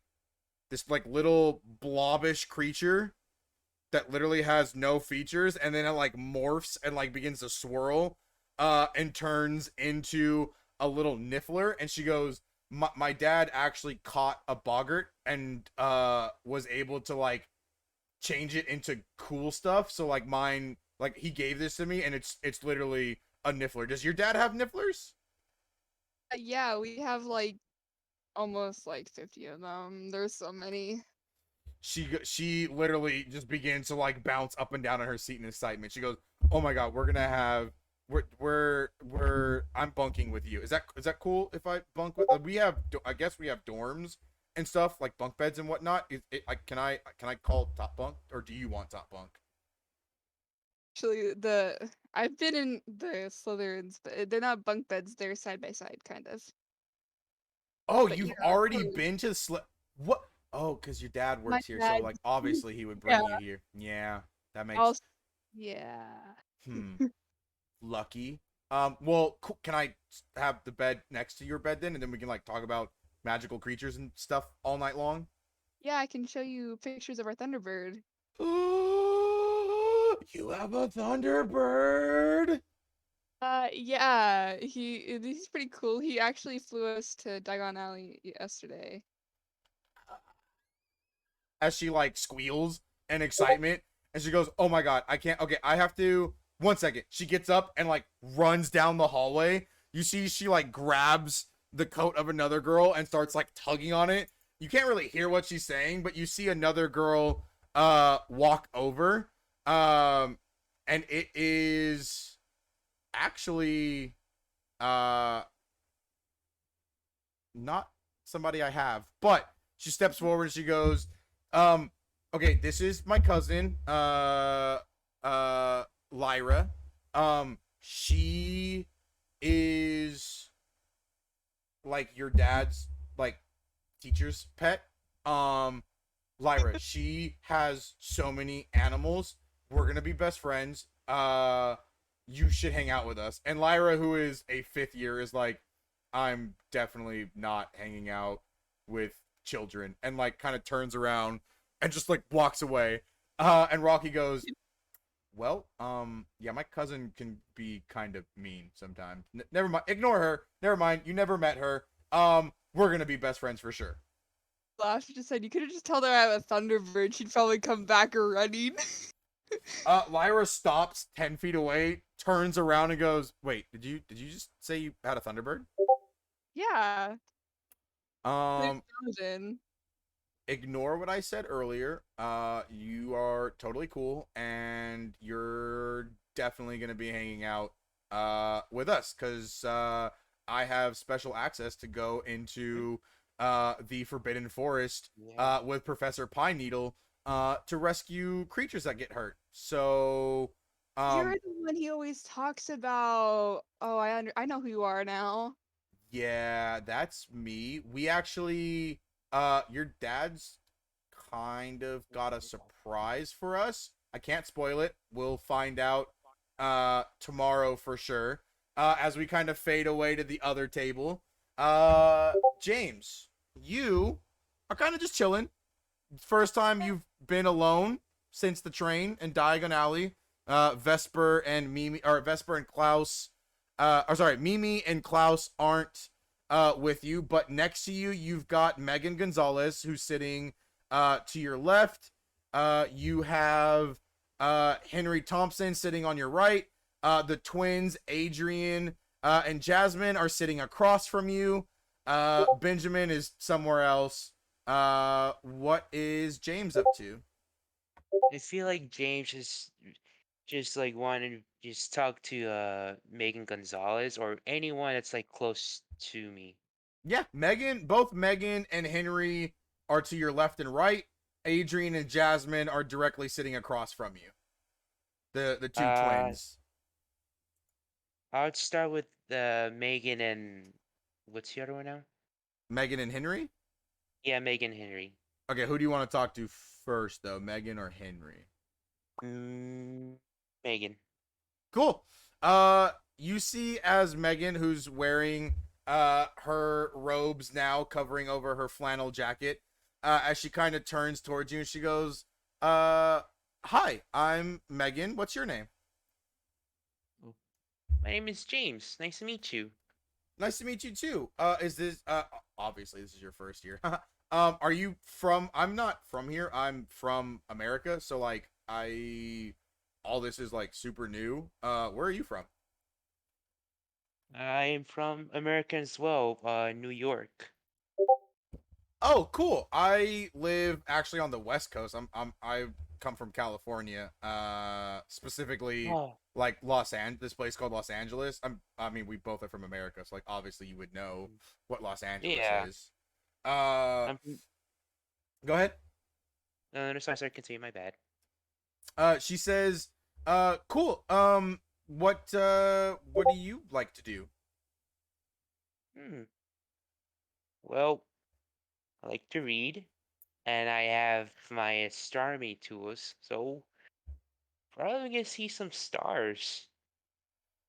As you're chatting, you see as Jasmine, perks up, one of the twins, and she goes, "Oh, are you guys talking about astronomy?" Yeah. She says, "What's like what do you like? What are some of your guys' favorite constellations?" And you see as Megan goes, "Oh, I like Ursa Major. I definitely like the Seven Sisters of Hades. Those are really cool to look at. What about you, James?" I like the Seven Sisters of Hades. It's personally my favorite. Oh, awesome. Yeah, they're really hopefully we can see them from here. I hear like Hogwarts has a really cool astronomy tower that like lets you see the stars like perfectly. So I'm super excited for astronomy class. Roll me a perception check really quick. Or no, insight. Yeah, insight. All right, insight. Roll. Oh, why did I post this here? Damn it. 20. Let's see here. What's my insight? Oh, not bad. Artemisia. There we go. Well, 12. You're definitely picking up. I would say it seems Jasmine and Megan are definitely more interested in, or it seems like Jasmine's more interested in talking to Megan than talking to you, and Megan seems to be more interested in talking to you than interested in talking to Jasmine. Mm. Mm. I see. I see. Mm-hmm. Mm-hmm. Mm-hmm. Uh, Jasmine chimes up. She goes, "Right. Well, this is my brother. Obviously, we're twins." She points over. She nods over to Adrian. Adrian goes, "Yeah. My name's Adrian. Nice to meet you guys. Jasmine, if you could just maybe for like 1 second stop hitting on every British girl that you see, that would be, or every girl that you see, that would be awesome." And you see as like Jasmine punches him in the shoulder, and she goes, I'm not. I was just talking about stars. I don't understand. Like, what? Shut up. Get out of here." And you see as the two of them start to like tussle a bit. Megan leans over and she goes, I don't. They're weird. Yeah. Same. Um, who was the other boy? I forgot. Was it Henry? Yeah. Henry looks at you and he goes, "Hey, I guess. Sorry to interrupt. I am Henry. Henry Thompson. What's your names?" My name is James. James Grendelin. Grindelwald. Are you like related to like the Dark Wizard Grindelwald? Who? Oh, never mind. I didn't. That was not cool of me to ask. Sorry. I'm gonna. Never mind. And he like gets up and runs away. We are gonna transition over to the Ravenclaw table. What are the three of you up to? Me and Sebastian are engaged in a feud. Oh Lord, yeah. did I miss something in offline? Hold on, let me read all this. Overhead boy. Holy Jesus, you have so many things in offline. What is happening here? Discussing murder. It's a fight over who's gonna be. Okay, I'm gonna have to read that later. You guys just fill me in verbally what's going on. But Buster's like talking to Fiona. I guess she's watching. She's mainly watching Akash and Sebastian talk.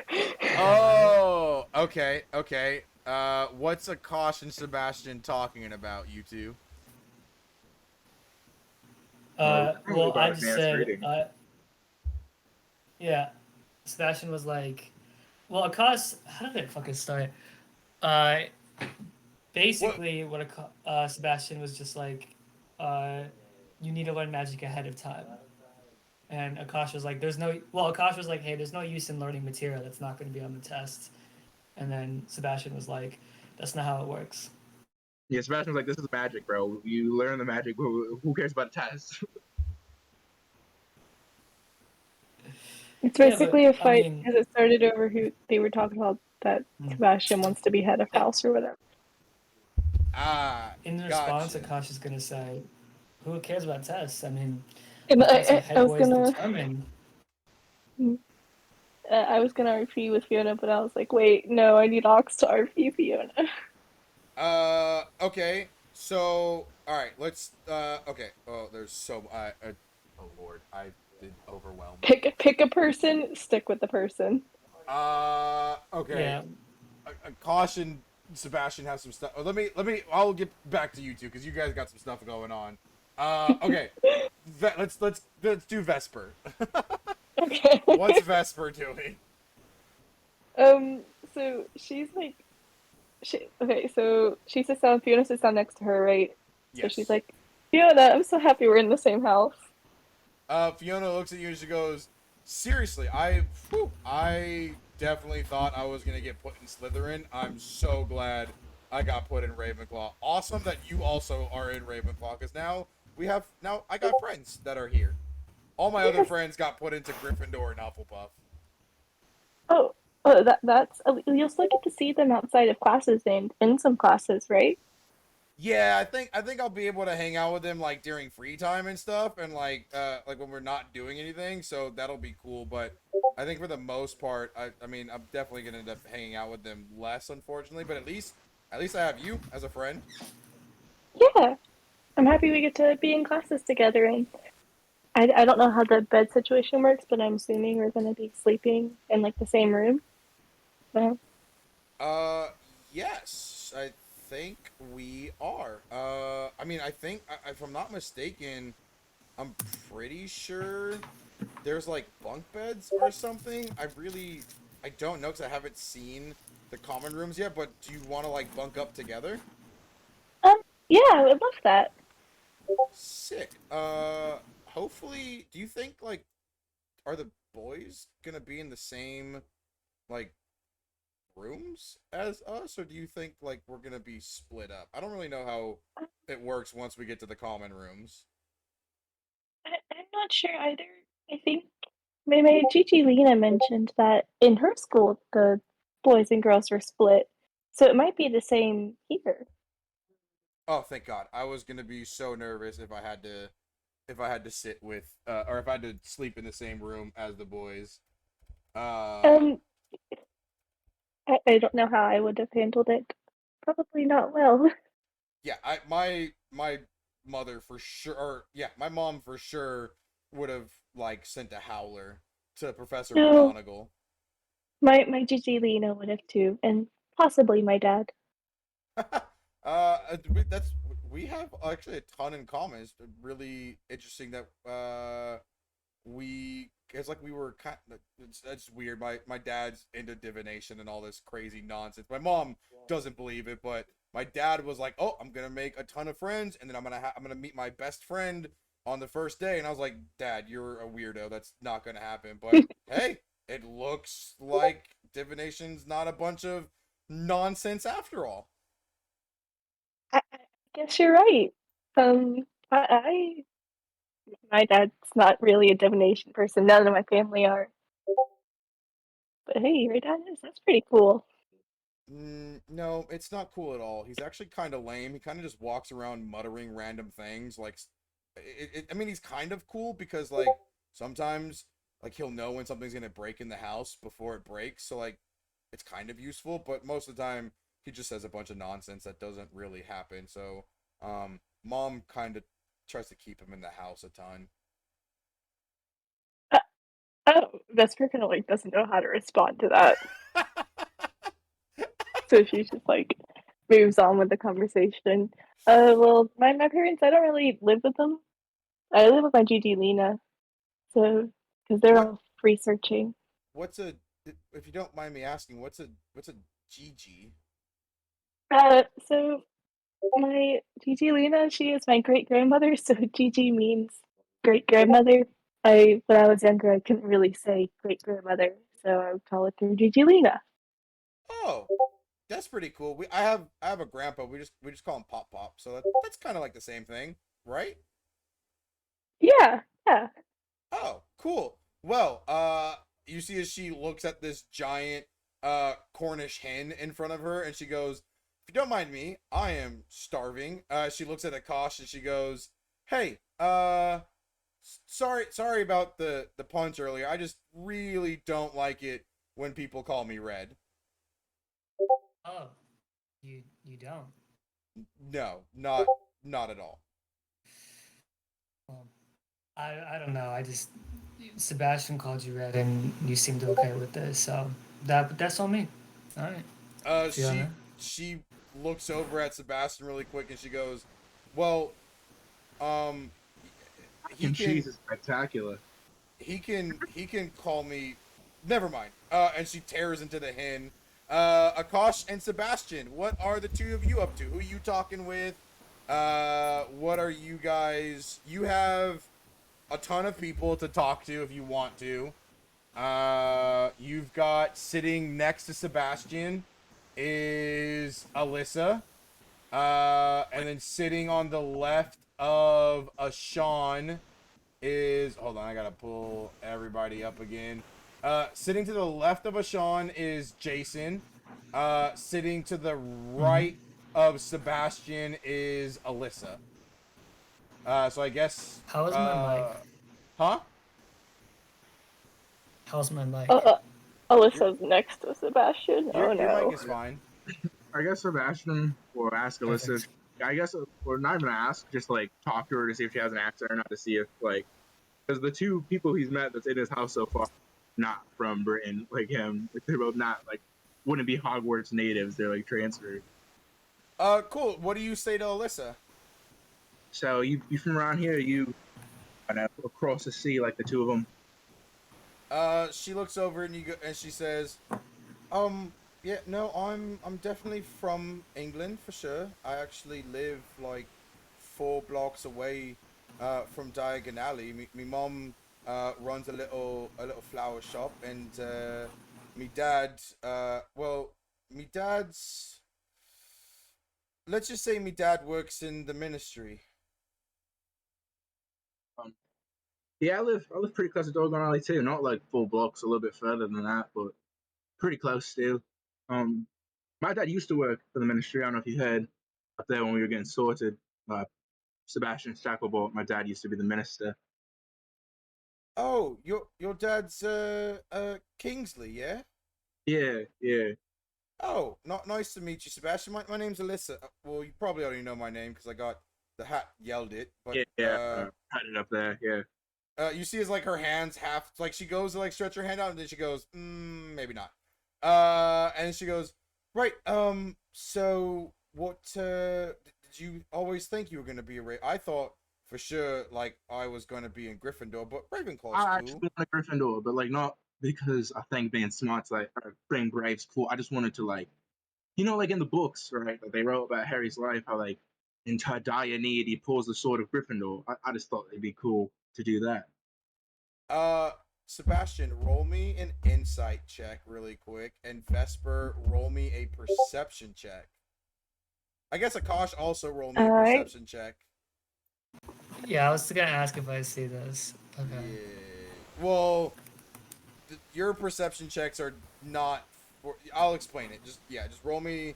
You two roll me perception, and then Sebastian roll me insight. Okay. 15 for 13. Sebastian, 13 for Vesper. Okay, Akash. Okay. No. Okay. 4. Akash, you don't notice anything. Vesper, you see as Sebastian's talking with Alyssa, you see as Fiona is angrily staring at the two of them while devouring this entire hen. Sebastian, you notice as you're speaking to Alyssa, you have her undivided attention. Like her eyes are locked onto you as you're speaking, and she's genuinely listening. Master, bro. She's genuinely listening to every single word you're saying. All Sebastian does is Riz, bro. All he gets is female. He's trying to get it. Alyssa says, wow, so we both wanted to be Gryffindor. That's kind of are you do you know when we get our class schedules? I assume they're like gonna let us finish dinner first. And Ravenclaw's not bad. My sister was in Ravenclaw, and she's like really, really smart. Like she became an Aurora right out of school. Like literally the day after graduation, the ministry called and was like, "You want your sister?" And I was like, "I'll go get her." Are you talking about Adebayo? She was that she was in the Daily Prophet about that really big dark magic item raid, yeah? Yeah. She took out the ring in downtown London. Yeah, that was her. Your sister, she's it's gonna sound weird, but she's kind of her and Hermione are kind of my heroes. Yeah, and right before we came to school, she gave me her owl. You see as her eyes widen and she kind of blushes a bit and she goes, I know we kind of just met, but maybe during one of our free periods, would you show me her owl? Or I guess your owl? We could it's mine now, but yeah, we could like exchange numbers or something and get like, I don't know, like a group chat going or like a text chain. She instantly pulls her phone out and hands it to you. It's already set up for you to put contact information in. She goes, "Yeah, I would." She realizes she seems a bit too earnest. She goes, "I'd love that. Yeah, if we could chat."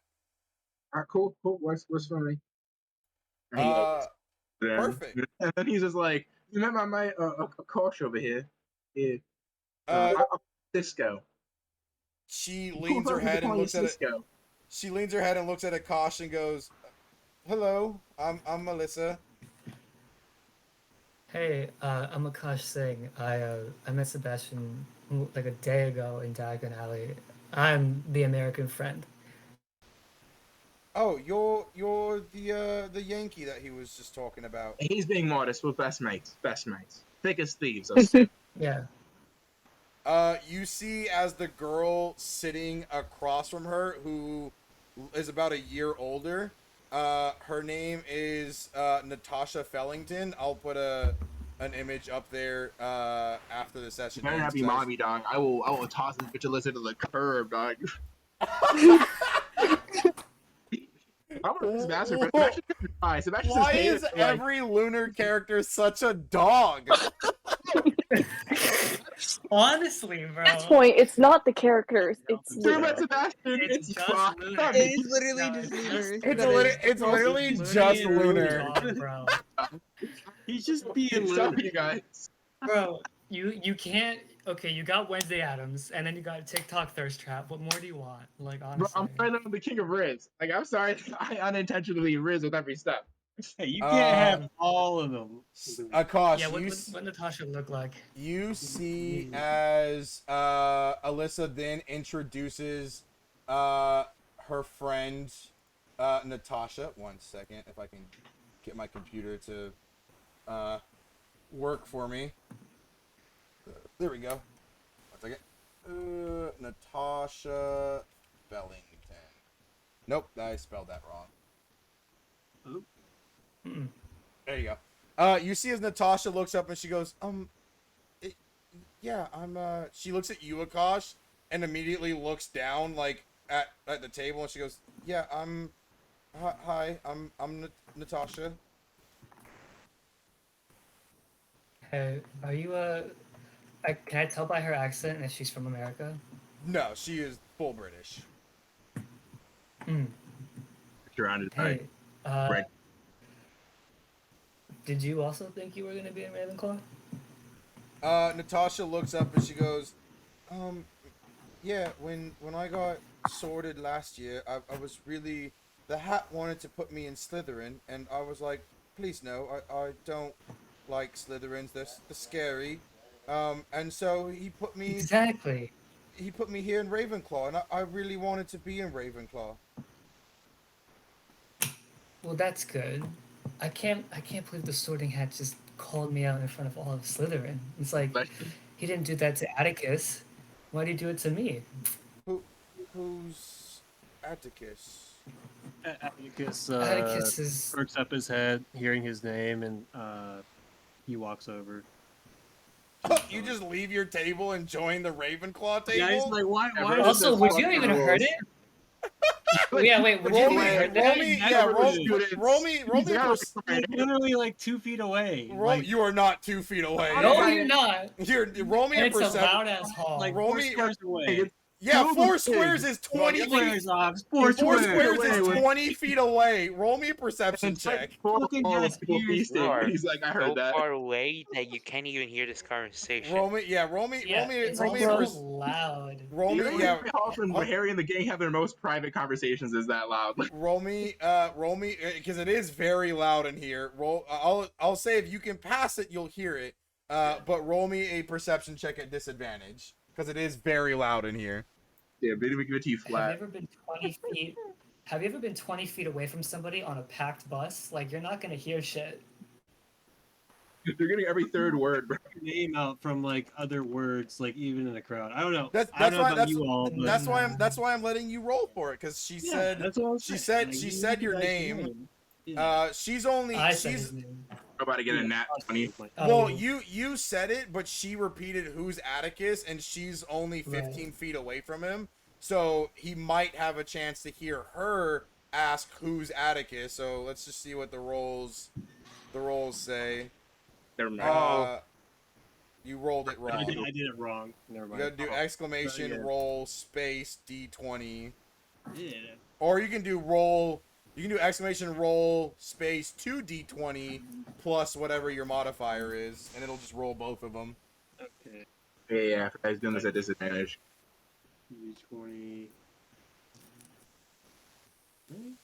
Okay. Ooh. So damn. what's your Yeah, what's he your is. modifier? For. I mean, it what? doesn't matter. On a 17, even if your modifier's a +2, that's a 19. Yeah. So you hear a girl's voice about 15 feet away. You catch out just your name, Atticus. You don't hear anything else, but you do catch your name, Atticus, being said. You can walk over if you want to. Yeah, he just like kind of meanders over there. And, Cool. What do you do? What do you say? He's like, has he technically met Akash yet? I can't remember.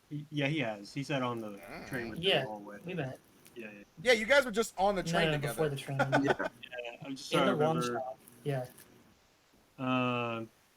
Yeah, he just like walks over. He's like, "Did someone say my name?" The Oh, girl I was just Alyssa looks. saying or- that. Go ahead. Yeah, I was just saying that. A lot of people have said that they didn't want to be in Slytherin, and it was kind of weird that the hat called me out when plenty of other kids have said the same thing, and you even said the same thing.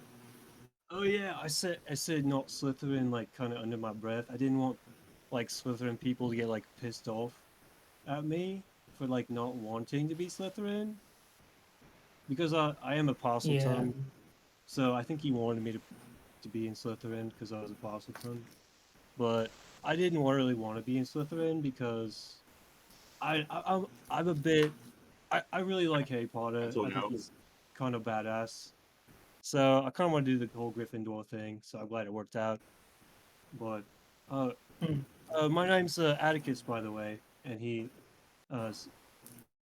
extends his hand to her name. Who you're Natasha talking is to? too far away to shake your hand. You actually walk past her. She's sitting. Natasha's sitting on the left hand side of Vesper, or I guess the southern side of Vesper. But Natasha looks up and says, "Hi, I'm Natasha. Nice to meet you. Hello. Right. Well, I'll see you guys later." And looks at Alyssa with like a quick like angry glance and kind of like gets up and like scurries away. Akash, roll me an insight check. Okay. She's just gonna leave the banquet hall? No, she's heading down to the opposite end of the table.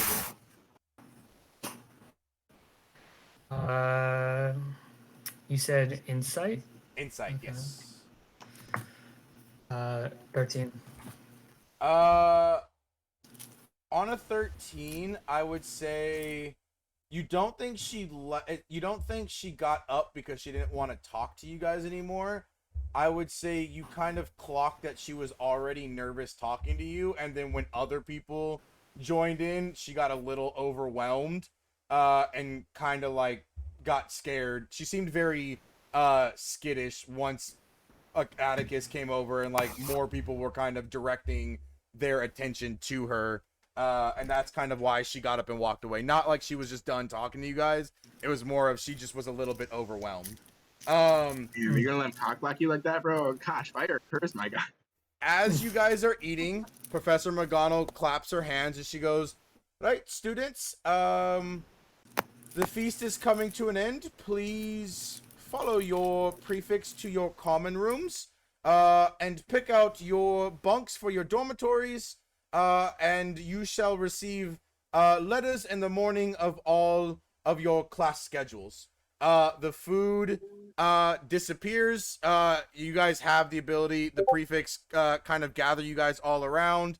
As you guys start walking through the corridors, prefix say that you can have food sent up to the common room and the dorms, as like if you guys get hungry. You guys all head up, hanging out with whoever you want to hang out with. Before we end the session, let me show you what your common rooms and your dorms look like. Because I've been talking to Alyssa. Hashtag stay rising. well, you guys, I'll say, if we want to do some offline RP with NPCs, I'm more than happy to do that. Just let me know who you want to talk to, and we can definitely make that happen. Let's start off with Gryffindor. Atticus, you get sent up to, and these are all color coded, so I'm not gonna type the names. This is the Gryffindor common room, is the first image, and the dorms are the second, followed by Hufflepuff. This is the Hufflepuff common room, and the Hufflepuff dormitories. We have next on the list is Ravenclaw. This is your common rooms Ravenclaw Tower, yes, sir. and dorms. Oh my god, I That's love what's that. up. That's what's up. And then we have Slytherin. This is Gross. This is the Slytherin common room and the Slytherin dormitories. You guys lay down for the night, and the scene fades to black, and that is where we will end tonight's session.